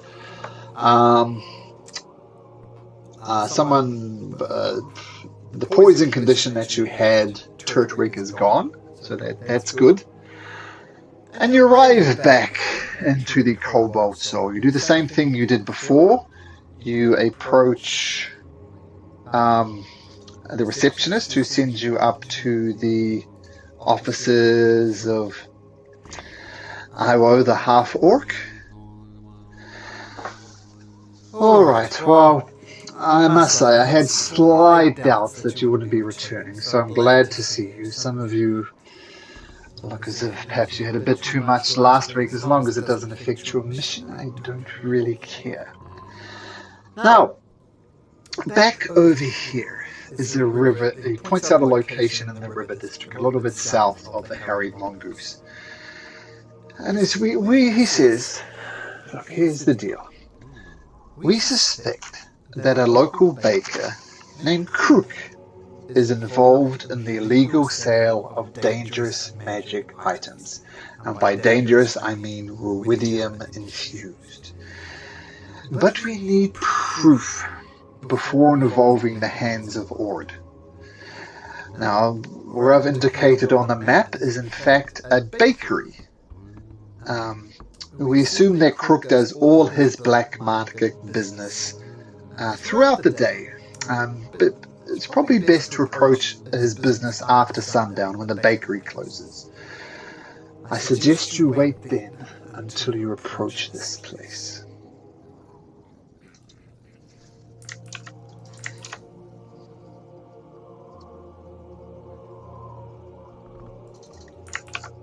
Okay. Okay. You just want proof of. Okay. Do it. Yeah, so, as I said, we suspect the Cobalt Soul is behind this. The Vermilion Dream. As I'm sure you've heard, no doubt, they tend to, shall we say, look to profit as much as they can from these arrangements. So, we don't necessarily need the item that they're fencing, we just need proof that they are fencing it. Do any of you fine individuals have any questions? So do you need like an invoice as proof? What exactly are you looking for? We need proof that they're involved in the illegal sale of dangerous magic items. Now, ideally, we would want these magic items returned to us. As I said, they're very powerful, and if they fall into the wrong hands, I don't know what would happen. So we need proof that Crook is dealing fencing black market items. If you come with some type of proof, we can bring this proof to the hands of Ord, and shall we say that the mechanisms of the city will be sure to shut this illegal trade down. Right. We get our 700 gold. Well, I would have paid you 250 up front. I would have paid you 250 to obtain proof that in fact he is selling magic items. And I would pay you another 250 for any magic item you retrieved. As I said, that is off the table.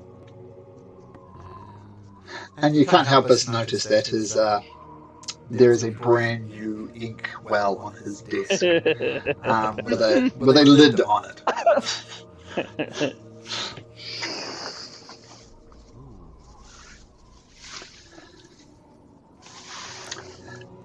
Any questions?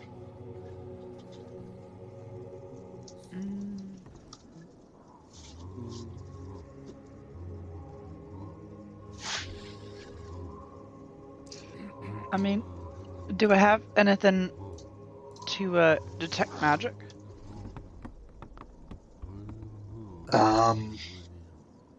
It's like as Well- a generalization, even for a group. Do we have any detect magic? No. Or no, I I have don't. dispel magic. Never mind. Same thing. Well, he says, well, the items in question, I think it should be pretty obvious. These are ruidium-infused items that we fear being sold. They're very easy to spot with red, tendrils coursing up inside the metal. So, Right.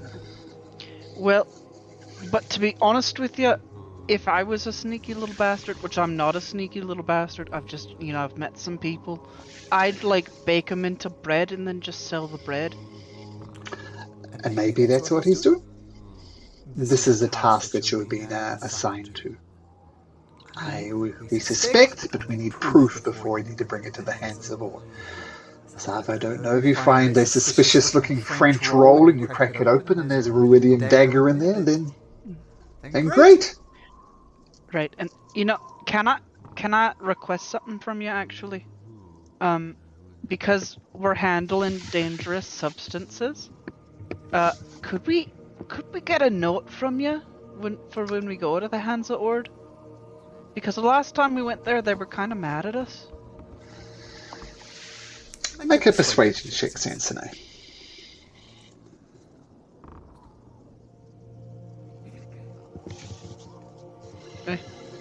What do you want this note to say exactly?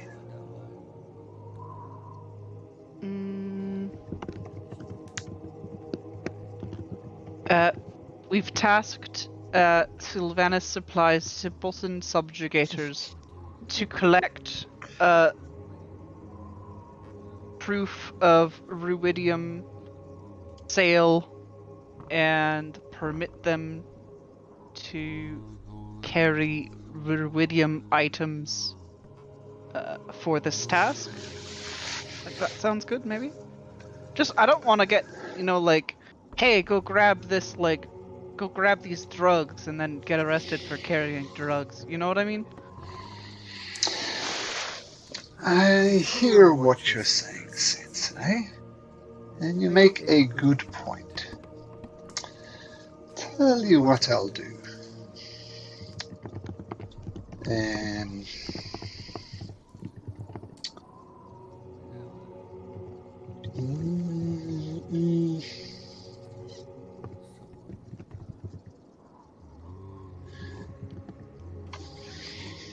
I will provide you with this note, and he looks he looks very suspicious as he's slowly undoing the lid on his inkwell, and he starts writing the note, more or less for what you said, and he carefully folds it, melts a bit of wax on it, and seals it, and hands it to you, Sansonai.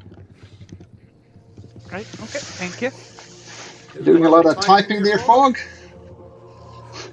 Can you hear me typing? Yep. Yes. Yeah, just ignore the question. Yeah. I have my mic on mute. I'm so sorry. There, that's Definitely fine. not. Are you familiar with... When I'm talking right now? Yeah, we can. Okay, so my mic is just broken then. Are you familiar with You weren't the... shit talking us. Are you familiar with the crisp feature of Discord, Mr. Fog? Crisp? No. No So expression is right above. Yeah. Yeah. Are you using the app or the website? The app. So right at the bottom, you'll see where it says voice connected. There's kind of 5 or so vertical lines. If you click on that, noise suppression by crisp, and turn that on, now type. See, don't hear the typing. Alright, perfect. So crisp is just brilliant.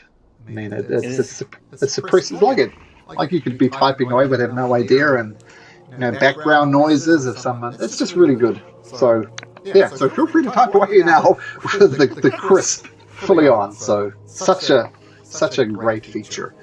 Okay, so Engine Note seals it with a wax seal with the symbol of the Cobalt Soul on it. And says, well, I suggest, take your time. As I said, the evening would be the best place to go to Crook's Bakery. I guess the day is yours. I look forward to hearing back from you, and then perhaps this will normalize the relationship a bit more with the Cobalt Soul, and I'll just call you Simpletons. So much easier on the tongue.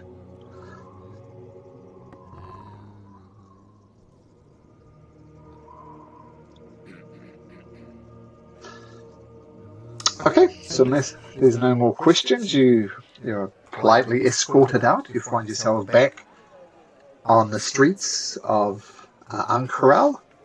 You have a number of hours now, maybe 6 or so hours. If you like, we can just fast forward to the evening, or let me know if you want to do something else. So, Simpletons, what would you like to do? Right? Should we maybe scope this place out?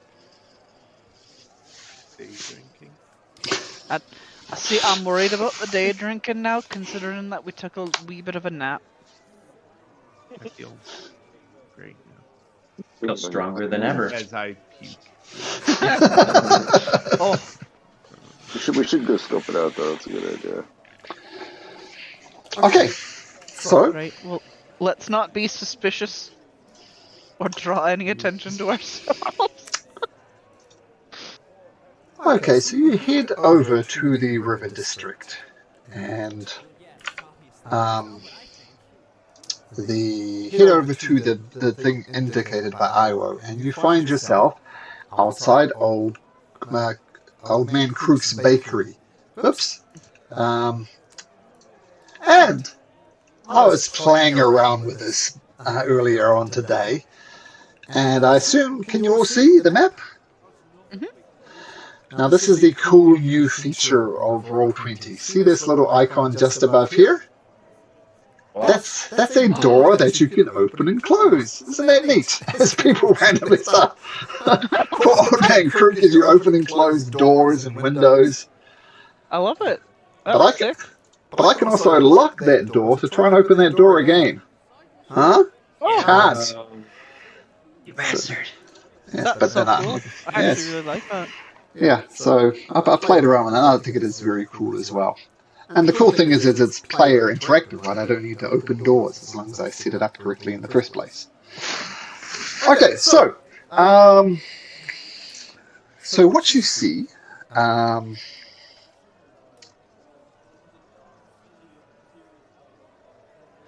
so as I said, it's right on the banks. Well, I didn't say it. It's in the River District. It's right on the banks.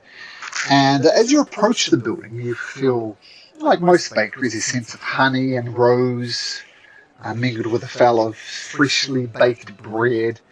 And you see Old Man Crook's painted in large letters above this door here. And it seems to be open for business. It doesn't appear to be terribly busy.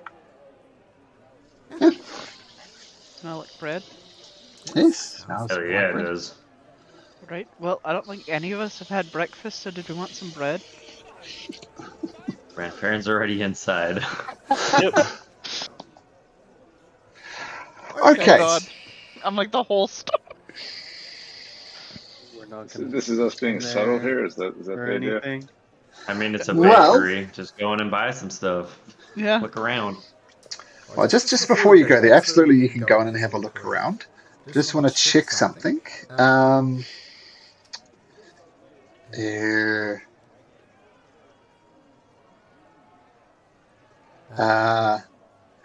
you make me a perception check, please, March?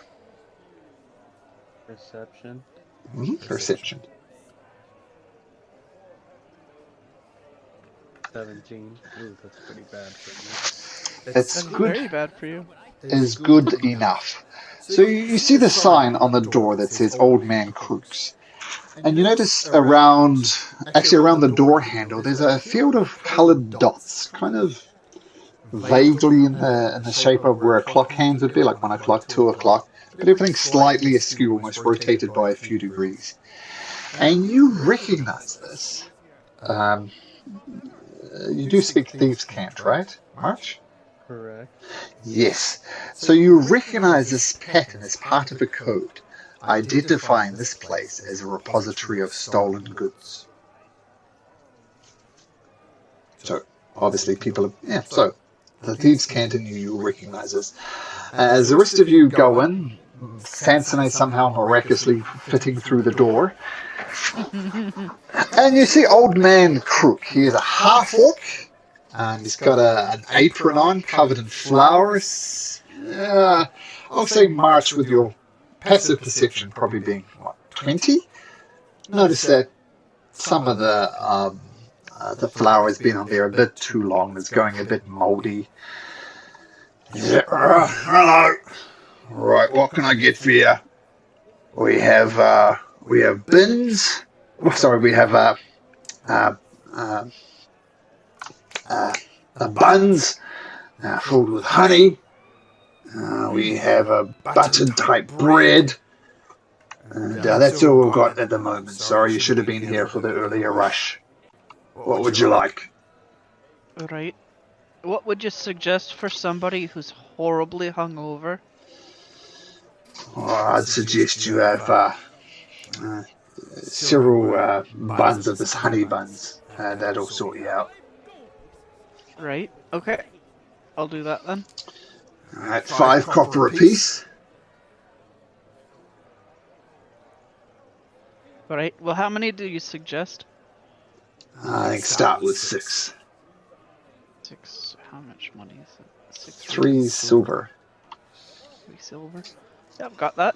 Oh, Do you try one? seems to be... Yeah. Well, I'm gonna just eat them. I'll buy all 6. It is a bun. It tastes of honey. To be quite honest, it tastes a bit stale. It's not the best bun you've ever had in your life. It's functional, it'll give you calories, but it's not great. What are you inciting, Sansone? The fact that my purse is lighter. Right. Okay. That's right. I'll just choke down the rest of the buns.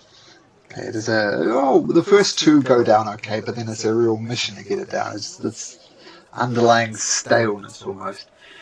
Well, I hope you enjoy those buns and this. See you brought a crowd of friends and hey, no shoplifting. I've got my eye on each and every one of you. But if you want a bun or it is buttered bread, please let me know. What about you, Mr. Herringon? You like honey, don't you? Yeah, I'll go one of each, Hapo. Alright, 5 copper pieces a bit, so 1 silver, thank you very much. And it gives you a honey bun and a piece of butter bread. And if you eat them, same thing. Very stale, they don't taste great. Yeah.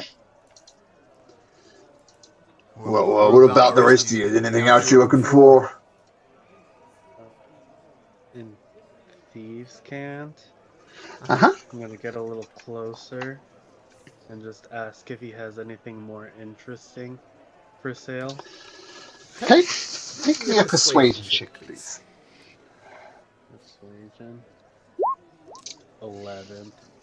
Right, we need money to buy anything. Know that we don't have money. Make me an insight check, March. Insight. Oh my gosh. Only 15. So, 2 things. I'm not sure how to speak Thieves' Cant myself, but you use those mysterious codes and words, and you talk to him. He appears to understand what you are saying with your 14 insight. but he is for some reason ignoring you. But you recognize that he is picking up on the coded words, just with the way his head turns slightly when certain words come out your mouth, but he seems to be ignoring you.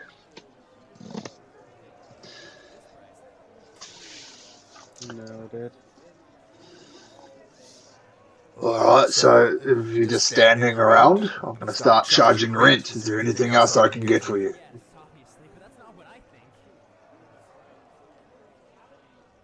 You guys want anything else? Came here for buns. Yeah. Yeah, did you get what you wanted? What? You get what you wanted? You were speaking gibberish there for a second. Oh, well, I guess in your head, I'll just say, I think there's too many people around for him to give me anything. So when you guys leave, I'll come back. Well, looks like we should be going. Okay. Right. Squeeze my way back through the door. Yep. Oh god. I actually had to squeeze my character through.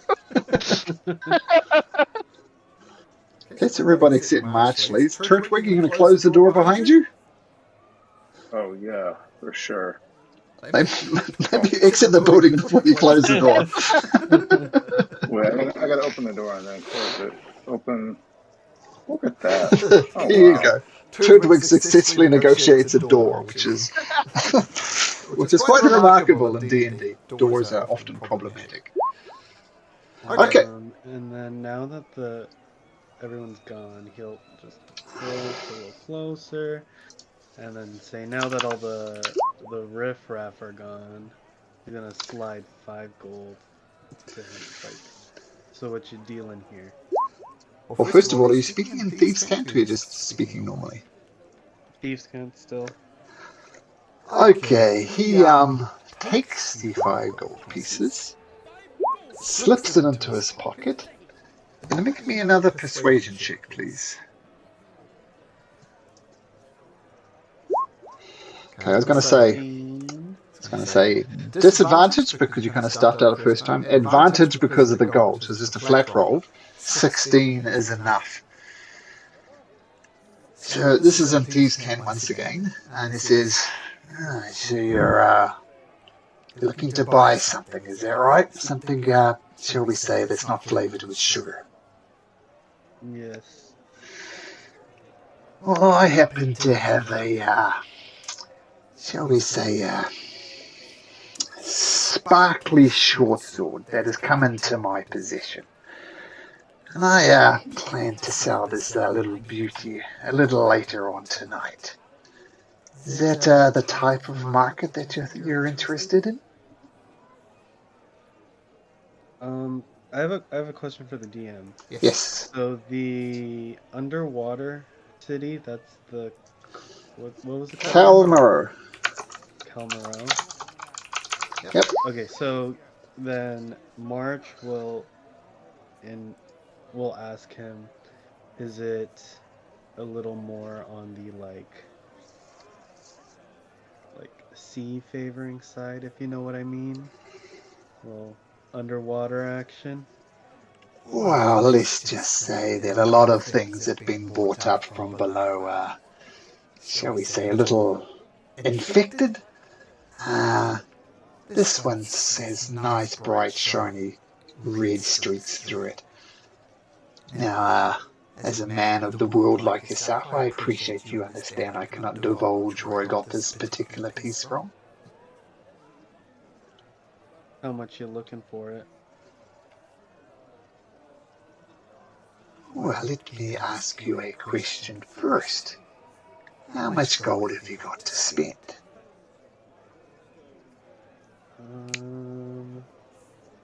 I will say 75. Look, friend, I thought you were an interesting character. someone who spoke straight, and not someone here to play games. I suggest you take your business elsewhere. 75 gold pieces, as you should rightly know, is an absolute joke. Best be you be on your way. Okay. And he'll just walk out. Okay.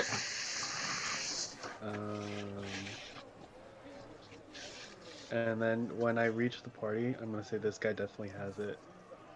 And I think, turning to Ray, he's gonna say, I think you should just make him give what he's got to us. He has someone coming to get the items.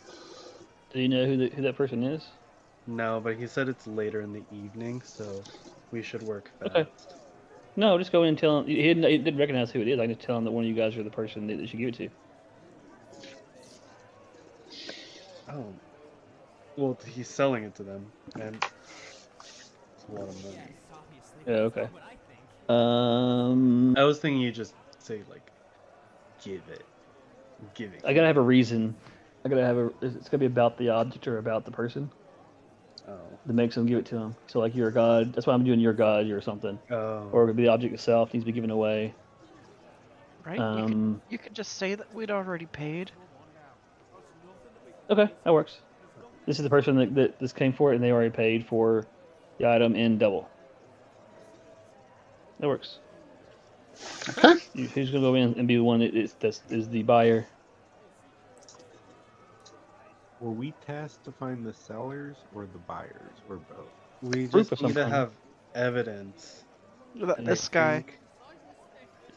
The weapon is enough evidence. Or we could tell him, like, give him his records or something.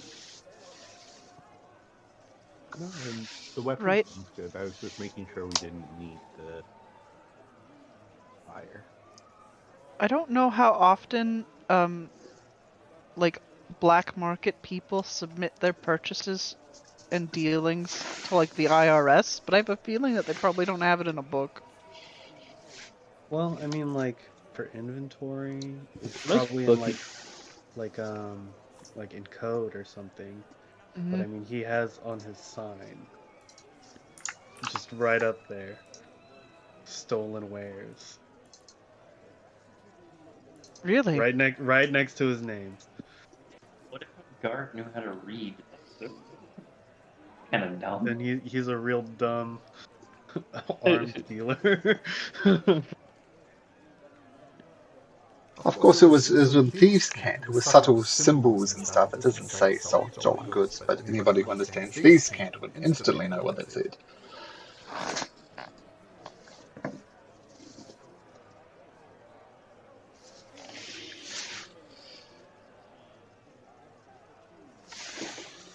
So you're heading in, Ray? And if so, who with? I need somebody. Yeah, I need somebody with me. Who's gonna be the? I'm not gonna be the person. I'm a kid, so. I think Farron should go. Okay, Oh God! You good? What am I doing here? Just go in. Just go in. You're gonna be the one that's supposed to be the buyer for this item. You're going in with your silver tongue, my guy. And what's the item again? The shiny. Oh, it's a sword. A ruidium infused sword. Ruidium. Okay. Okay. So, yeah, we're gonna go in together. Ray can be. Ray's in fox form. Yeah, Ray wants to be inconspicuous. And then, so, I mean, you ready to go in, Farron? Sure. That first cue was wrong. Okay, and they go in, and as soon as they go in, Ray uses the occluded mind and says that the Farron is the one you're supposed to you're selling the item to, and he's already paid double for it. Okay, thanks for opening the door, Farron. You want to drag yourself in there too, Ray? And what are you up to over there, Sansone? Right. I could kind of see that there was a window over here, so I was just gonna make sure that nobody comes running out. Okay, so just keeping an eye through this window here. Okay, great. And Turtwig, Fog, you're just hanging out in the background there? Yeah. There's the thing again. Okay, and what are you doing over there, March? Hiding in the bushes? I'm hiding, yes. in case someone comes out or comes near, so I can alert. Okay, make a stealth check. Stealth check for me then, March. What the fuck? That's an 11.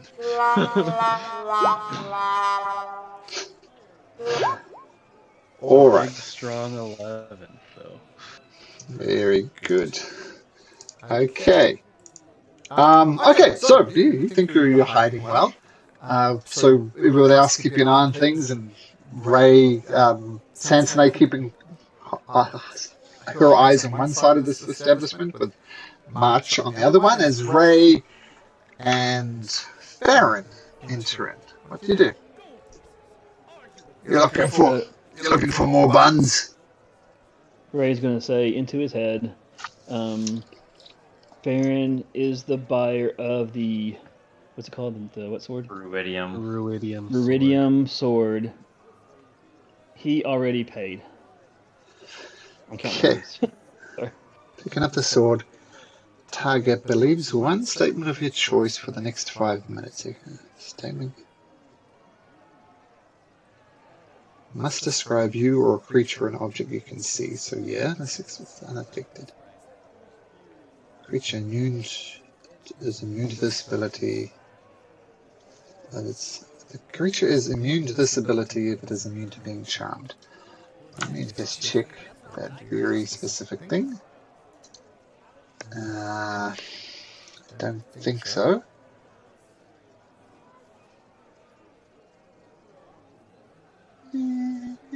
Okay, so he's not.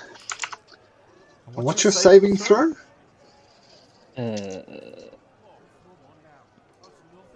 16. 16 intelligence, right? Uh-huh. So the target believes one statement of your choice.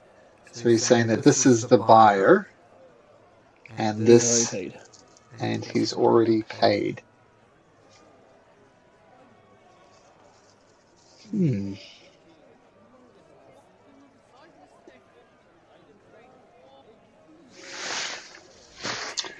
Okay, so he has a +2 on his intelligence saving throws. He's a +2. So I'm going to just roll this. He needs to roll a 14 or better on a d20 to resist your telepathy. And what happens if it fails, Ray? Is he aware of it? Does he know he's being messed with? I say the statement in his head, so however he wants to react to me hearing that in his head. Okay. Alright, why don't you roll me the d20, Ray? And you're looking for 1 to 13. And natural 1, Nice. in this case, is a success. So well done. And it says, look, you don't look anything like the person who bought this. But shit, what do I get? 500 gold pieces is 500 gold pieces. I don't think I don't appreciate your business.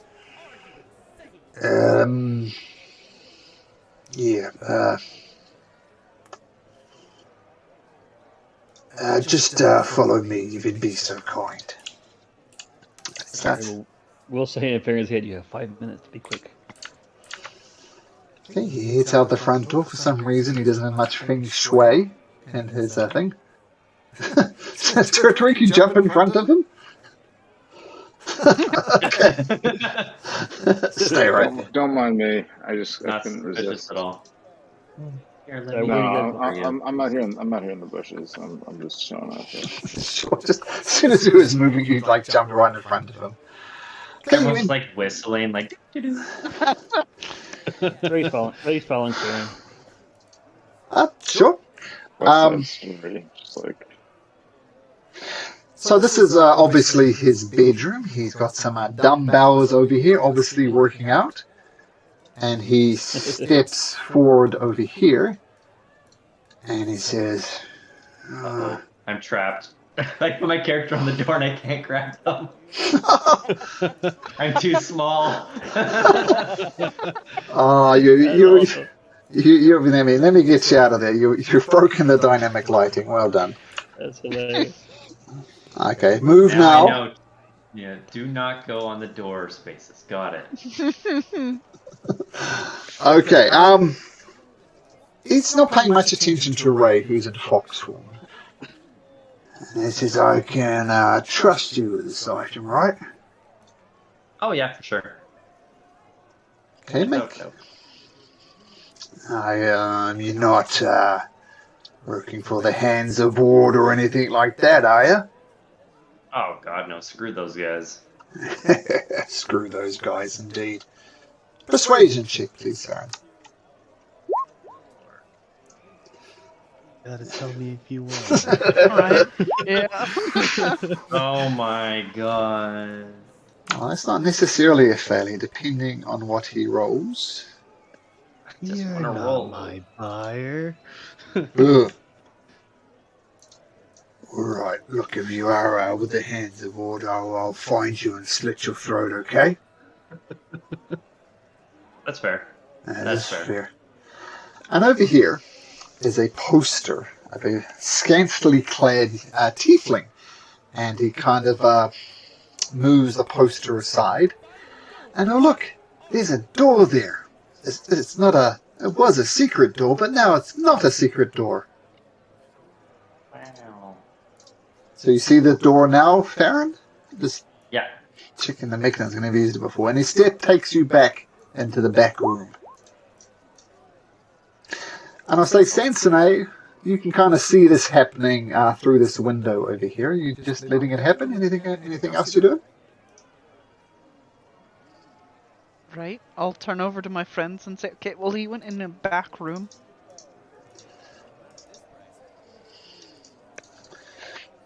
Okay. And in the back room,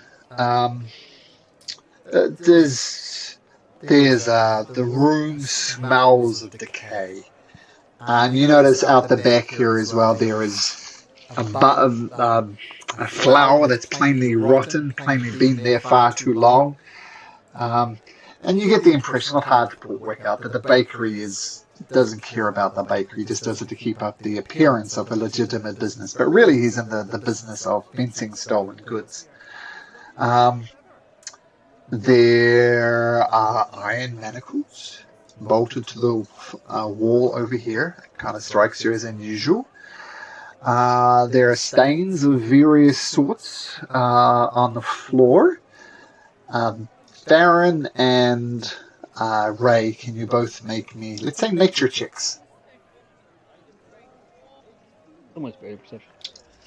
Ooh, 21. Farron, this is normal bakery stains. Ray, you can't help but note some of the stains around the chain are actually blood.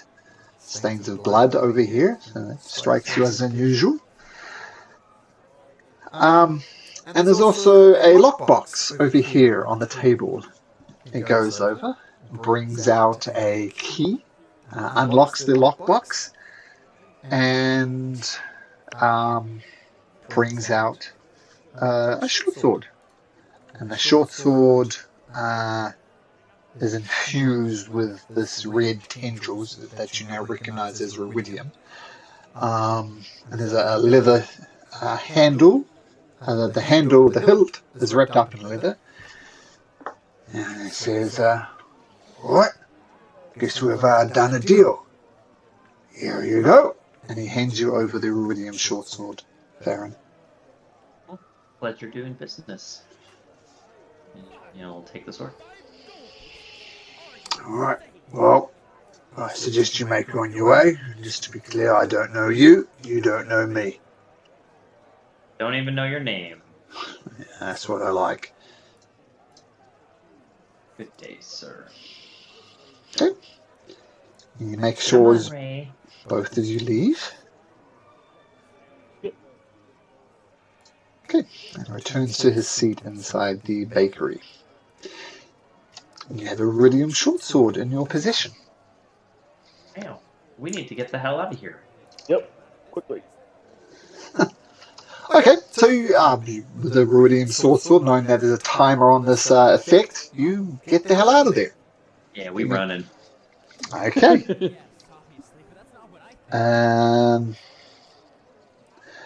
Okay, and as you hide the blade in my backpack. Yeah, just before you hide it, as you're holding it, there's a very faint, almost vibration to it, and it's shaking a little bit. And you think of it after a while, your hand might start getting numb. And almost like there's a power inside of this sword that almost wants to get out or wants to be used. But for that information, if you still put it in your backpack, that's fine.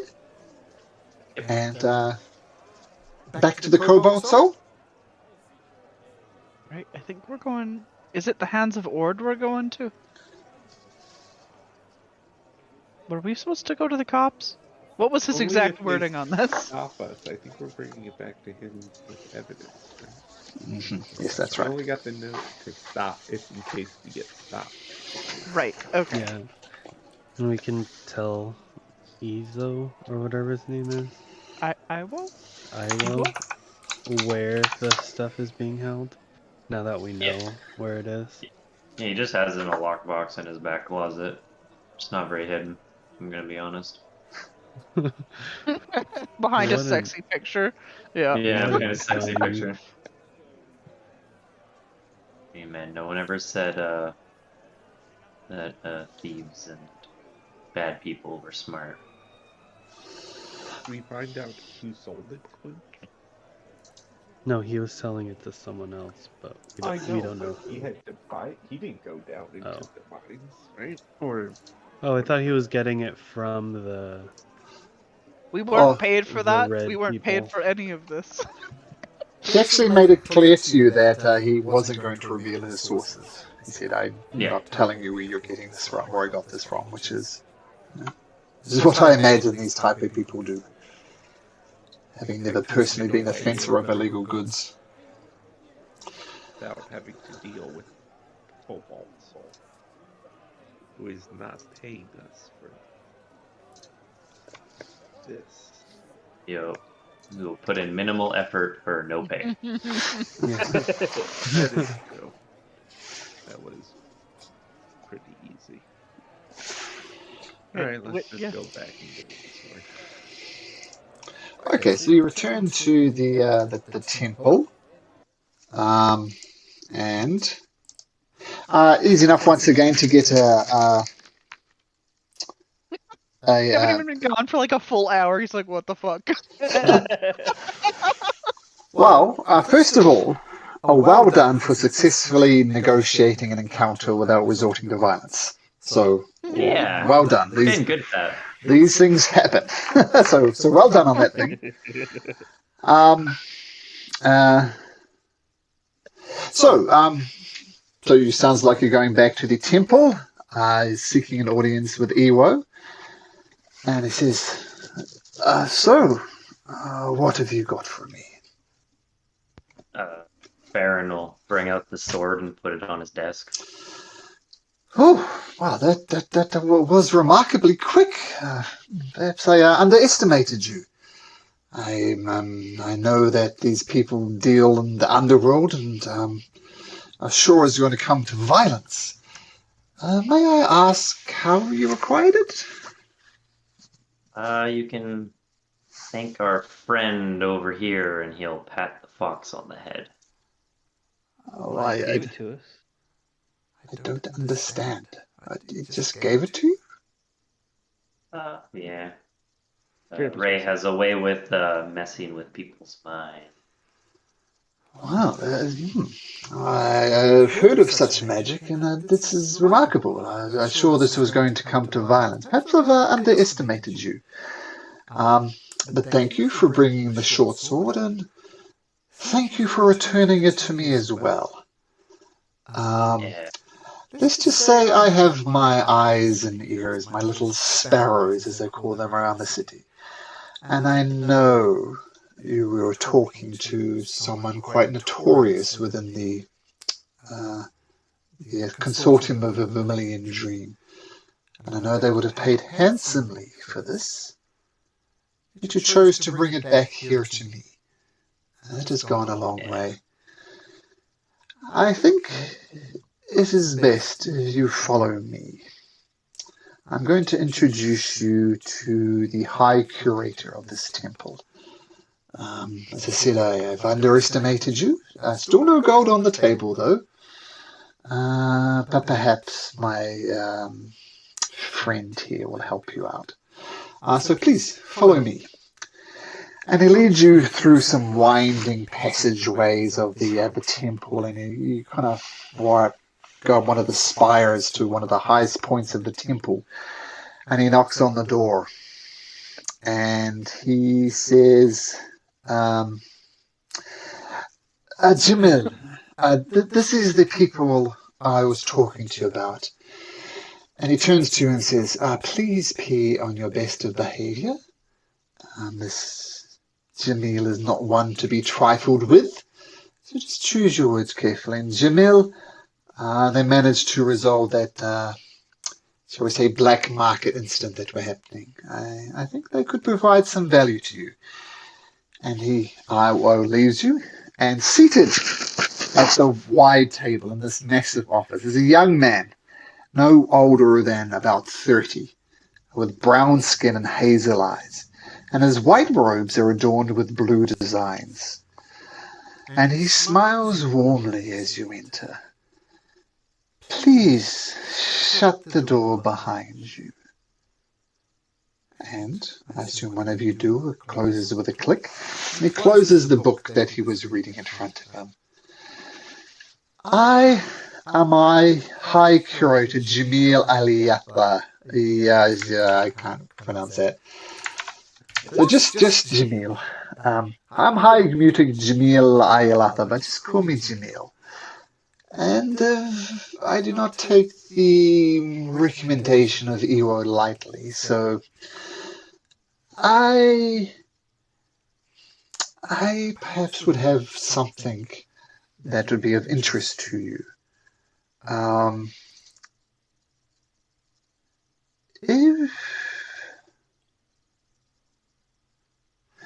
If you perform this task for me, I know you're interested in Cal Moreau. I can negotiate with the Allegiance of Foresight and get you interest. I assume this is something of interest to you. Yes, most definitely.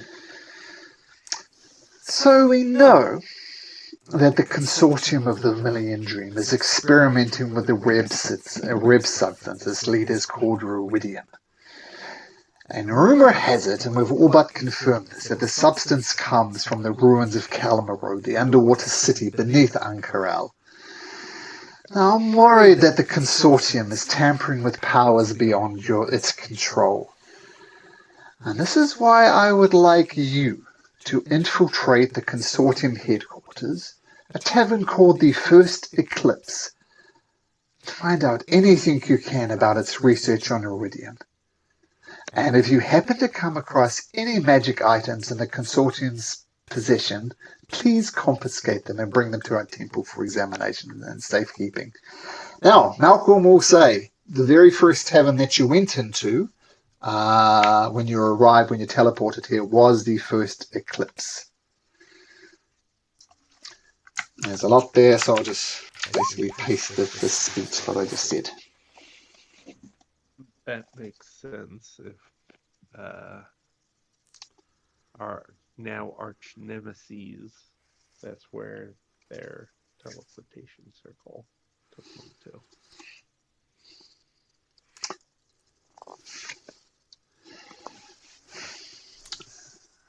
Now, I know that there was some difficulties with the negotiation with Ewo before. He seems the mere fact that we're meeting speaks volume about what he thinks from you. If you do, in fact, do this deed for me and find out what is indeed happening at the First Eclipse, find out its research of Iridium, let's just say I have 1,000 gold pieces which might be better suited in your pockets.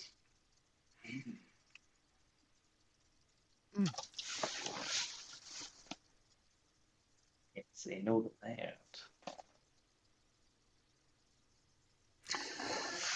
So, Good, yeah.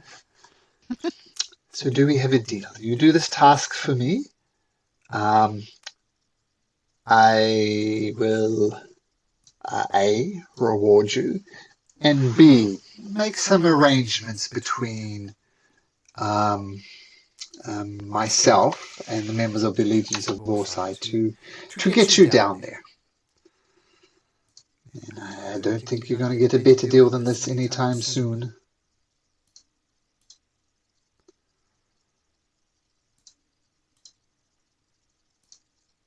Are we good? What do you guys say? I'm fine with it. Me? Well, Yeah, I'm good with this. I suggest you make your way over to the first eclipse, which you'll find just outside of the casino. Oh, I'm familiar with that place. Okay. So, with this mission in mind to find some type of proof or some type of documentation about what the Consortium of Rebellion's Dream is doing, you make your way over to the Bazaar District. And for reasons that I'll explain for in a second, can you all please roll for initiative? Roll for initiative. Oh, God.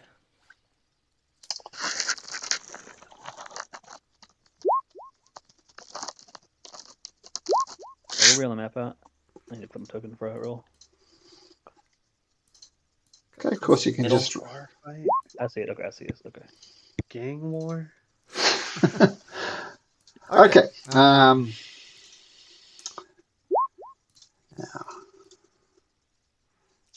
you roll for this. I lost my window, but give me a second. No problem.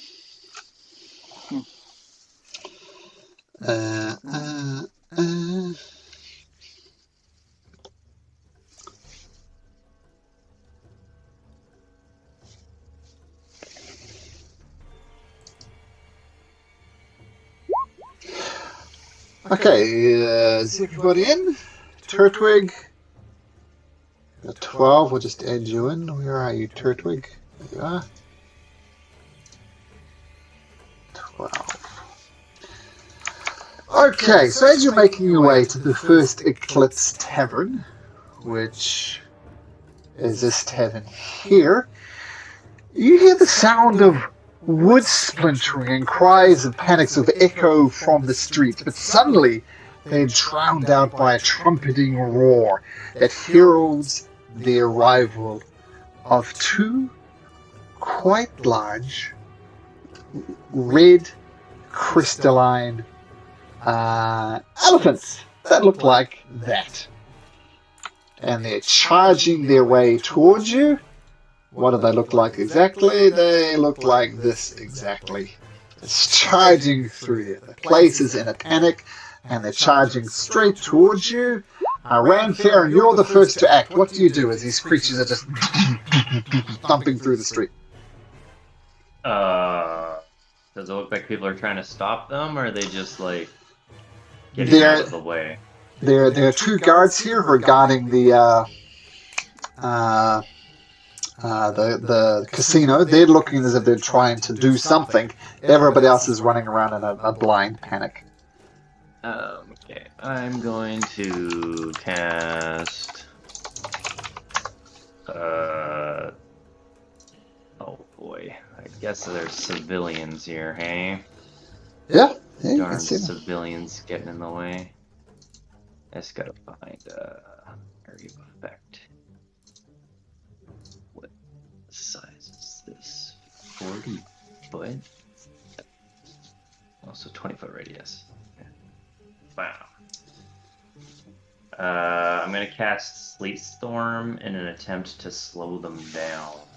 Okay. That's concentration. Yeah.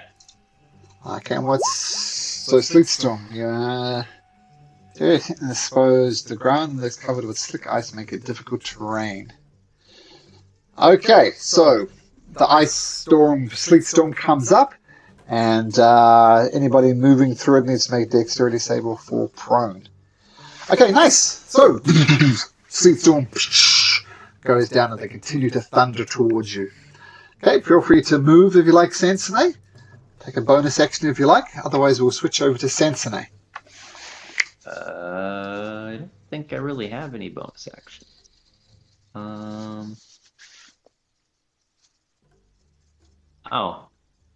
you know what? Yeah, I'm gonna use my thing. I can give myself flight, so I'm actually gonna just fly 30 feet in the air. Okay. We're at that stage of the campaign now where people can fly. Okay. Yeah. So actually 30 feet up there. Cicada Storm just woof, instantly raise up. Sansone, you are up. Okay. I'm gonna take a step back and then charge forward. Okay. And I'm going to attack with kindness. Okay. Taking a swing with kindness. Kindness hits as you hack into this creature. Nice. Okay. So 7 slashing, and then I'm also using a psionic die on it. Sure. There we go. So another 3 damage. Got it. And then I smack it again. Hits again. Nice. Okay, that's another 5. Got it. And then because I charged, I smack him with my hooves as my bonus action. Hence the back up. Okay, so coming at it with your hooves. Your hooves hit as well. Nice. Nice round. Wow. 5 bludgeoning damage. So as the sleet comes, you see Sansone just charging and just slashing, and even throws the hooves into it. The creature staggers back. Looks slightly damaged, but it's still got a bit of life left in it. Fog, what would you like to do? I am...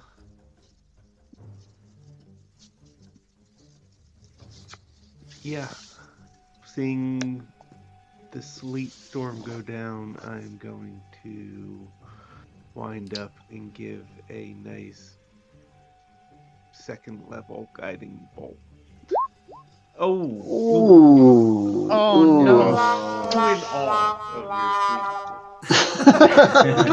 It's just too amazing there, Ramfarin, and yeah. And I'll just take a few steps back with my, Snoopy walk. Do you notice over here there's a nice blacksmith that looks well run? It's got a nice sign on the outside, beautiful oak door welcoming people in, and no longer has a beautiful oak door welcoming back in. And you just blast out this door, doing a massive amount of damage to these innocent blacksmith's door. That's what you get for an actual one. Okay, Marsh. Watching fog destroy property, what do you do? Just gonna throw a psychic blade Okay. at the one closest to Sansone. Sure. Does hit, but it just goes over its thick crystalline armor. Just pings away. As my bonus action, I'll throw another one. Okay. Is that it? Just find a chink in its armor. And that'll be sneak attack as well, wouldn't it? Yes. 23 points of psychic damage, okay? And then I will just hide over here, because scary. That's it. Okay, as you approach that door, you notice a couple of figures in there. One of them is behind the bar, and the other one is that silver dragonborn that you were talking to earlier. And it's actually more over here, and he's kind of peering out the door with a... Make an insight check, please, March. Insight. Yeah. Oh, my... What the fuck? That's like my best thing, too. Nice, man. Now, 1 isn't a natural failure for ability checks, Not saying one's a good roll, and I'm not saying 11, so I'm not going to give you anything. I could have given you something, but you get nothing. You get nothing. Okay, so, but you do notice, you still notice the Dragonborn there. This guard is just this. Shit! Support! And he's going to throw his spear. He doesn't want to get close to this thing. And his buddy throws a spear as well. Oh, look at that! They both hit. So the spear is dive deep into this creature, and it takes 11 points of damage as these things cut into its flesh.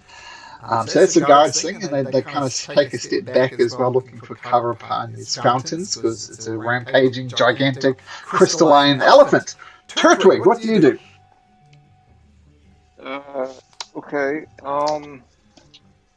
Charlie's just gonna go after this one nearest to me. Bonus action is we're just gonna hack at this thing, I think. Okay. The shadow's out. Shadow's small. Interesting. Turtwig's gonna move over to that thing and give 2 attacks. Sure. With the rapier. By the way, I'm now a piercer. I got that at 6, so I can re-roll a damage die. Sure. If I want to. If I hit. Awesome. First attack 25. Hits with the rapier. And 12. Piercing, got it. Gonna go again. Hits again. 7. Nice. For 11 more. Awesome. And why not? We'll give the Echo the Unleash Incarnation and give it one attack. Okay.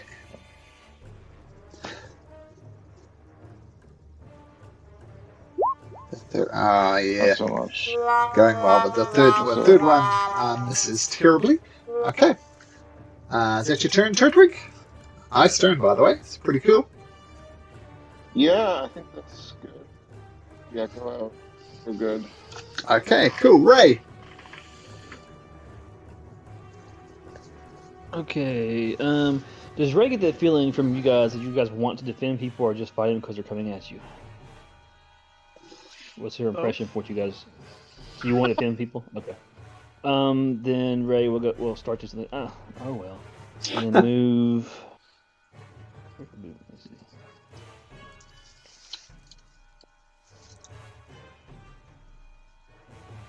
Can I squeeze in there behind that wall? Sure. And then we'll say cast, but then use an ability to create a thunder wall. Okay. Through here. And I'll post it. New ability. Of course, we all have new abilities.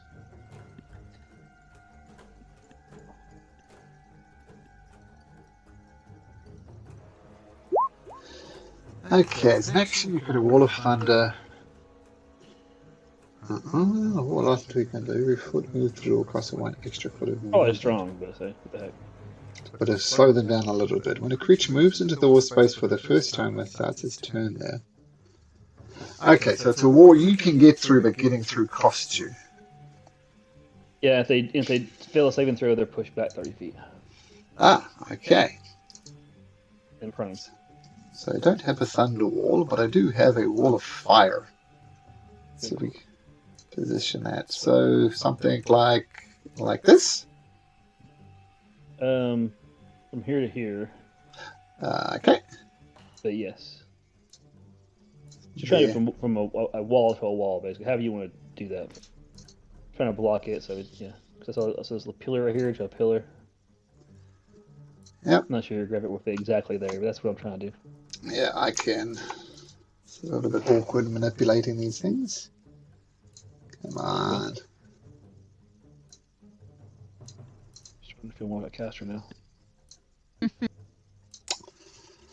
Why can't I grab that little thing? Only took you 7 levels. I know, right? Some of these spells are crazy, though. There we go. I think that's good. Oh, right there. How's that? That works. All right. We shall send that to Okay, so this wall of forces goes up. So moving through there, costs extra feet of movement. And a strength sec or... Now the wall is obviously between the elephant and Sansone, right? Right. This wall is physical.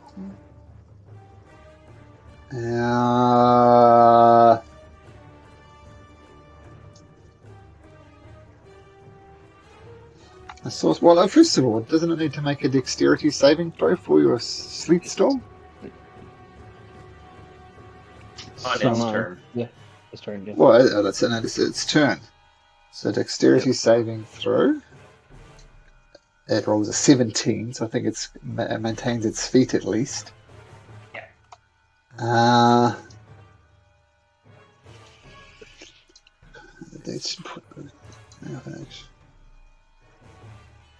Okay, this thing is a rampaging, and it's difficult terrain, right? Yeah. It still has enough to do this, so it sides back, very annoyed at this wall that's popped up, and comes charging through it to try and get to Sansone. So it needs to make a strength saving throw. These things are obviously pretty strong. Sure, it was me. Well, it was a 25, so it gets through it.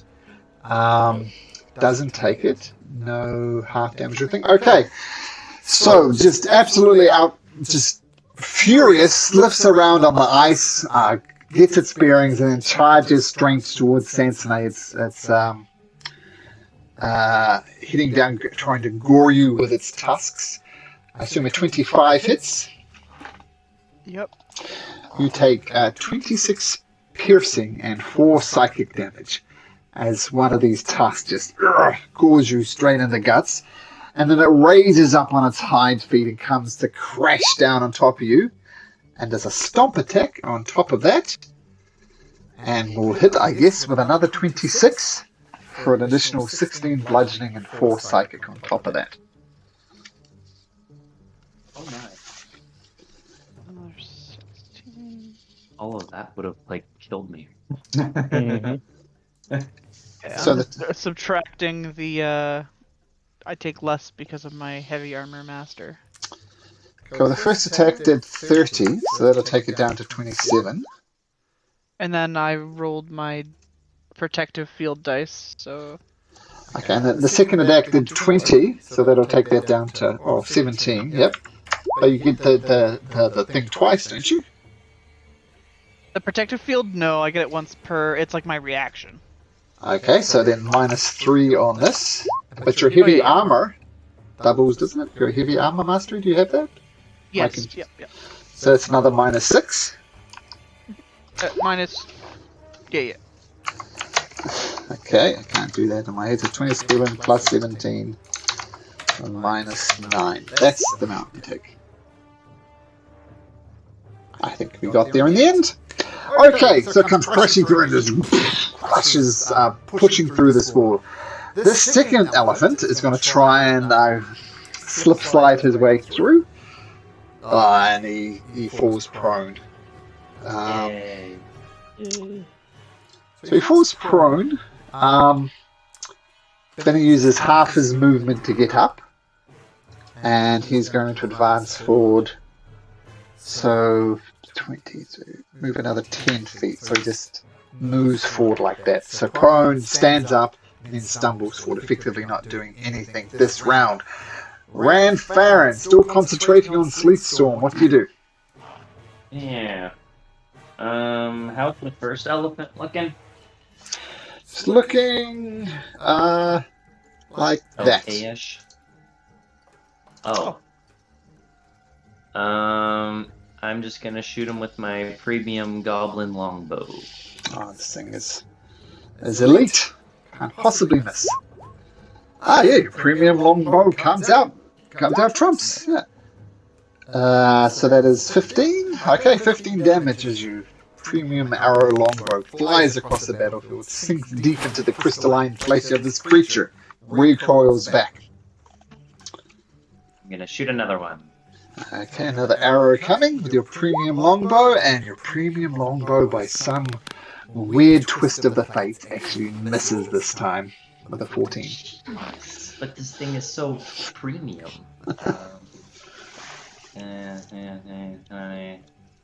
I'll go there, and I'm gonna go another 5 feet up, so 35 feet here now. Sure. Okay, Sensei. Having been gored and stomped on by this creature, what do you do? Oh, actually, can you make me a strength saving throw, please, as well? Got to do this, a strength saving throw. Okay, you're fine. Okay, carry on. I'm gonna do. I'm gonna hit him with kindness. Okay. Oh, Kindness misses. it was just on a 20 and it bounced off of it. I hate I that. hit him again.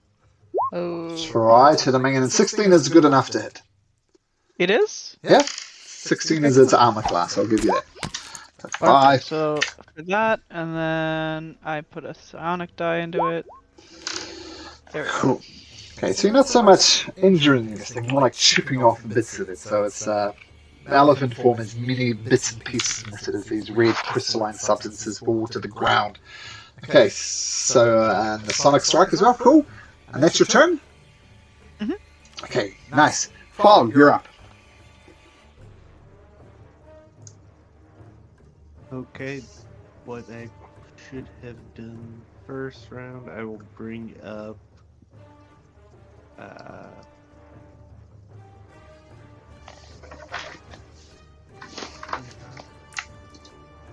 Oh yeah. I will 3rd level spiritual weapon. Ooh, what does it look like? It looks like the. Oh my god. Looks like his shillelagh. Okay, I think the closest to that would be this spear here. So feel free to place that where you want. Go into ruler tool, yep. Okay, so your shillelagh styled spiritual weapon comes up. Feel free to attack this round as well. An 11 just clanks off its crystalline hide. Like, And then I will run up, give Sansone the help action with phase gift. Oh yeah, phase gift. And I will give hospitality, so take that in 10 HP. nice. So you have 6 temp HP and the help action on your next turn. Oh, nice. I like the description of it as well. You give Sansone hospitality, and she feels great about it. Yeah, just like, you need anything there, Sansone? A shine? You need your shield shined or something? Shield shined.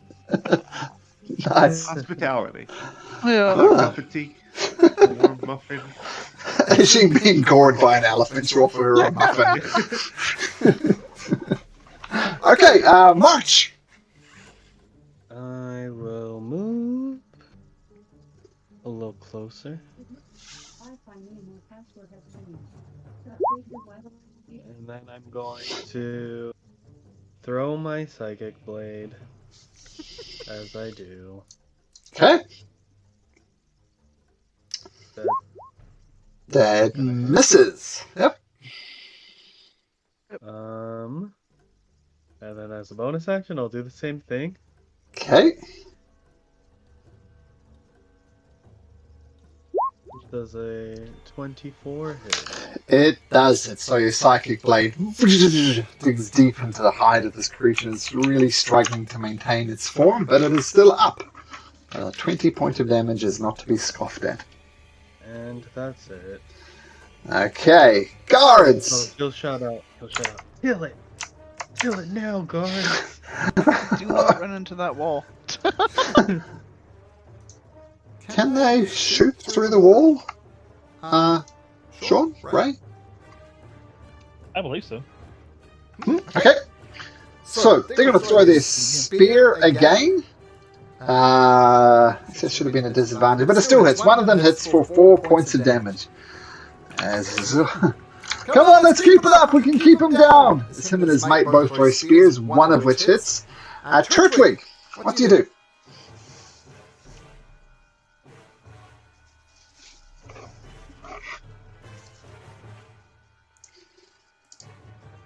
Mr. Turtwig, you are muted. I'm off mute. There we go. I'm trying to figure out. I'm on this side of the wall. I'm trying to figure out if I think my echo could just go through the wall, no problem. This ran through it though, right? Oh, so that's already through. Okay. Your shadow could attack from there. Well, as could you. When in doubt, I'm just gonna whack at it. Okay. So let's just do two attacks. With the rapier, number 1. So first attack. Oh man, what's with these ones this evening? My goodness. Not good. But the 18. 18 hits. Okay. That's a nice go, and we will just let the echo do one of its swings. Well, the echo doesn't need to, because as Turtwig hits it, the creature shrinks and shrinks. Oh. And shrinks until it's a little figurine on the ground that is not moving. Yep. So the second swing from Turtwig took it down. Yep. And now it's just a small figurine on the ground. That might be fun to pick up at some point. Okay. Good. Okay, nice. Okay, Ray, what you got? Still concentrating, I assume it's a concentration on this wall. What do you do? Ray runs out, jumps on top of Samson, if I can grab the right character, and we'll touch her and heal her for 34 points. 34, wow, nice. Okay, very cool. Okay, that rubidium thing won't get a go. Okay, so this thing needs to make a dexterity saving throw. Rolls a 15. Does a 15 make it? That meets it. Meets it, beats it. Yep. Okay. So, just going to try and do the same thing. Charge through this wall. Strength saving throw, what's the DC? 17. Oh, wait, 16. Hang on. 16. Plus, rolls a natural 20. For a total of 27. These things are quite strong. So unfortunately, it bursts through your wall once again. Comes charging towards Sand Snake. Comes at you with a gore attack. With a 19? That meets it. Okay, so 21 piercing plus 5 psychic. So 26 so far. You're going to undo some of that? Sure am, yeah.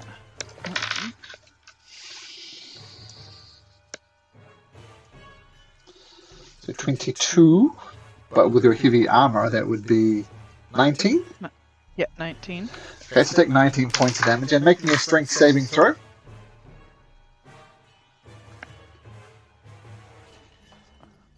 Saving throw.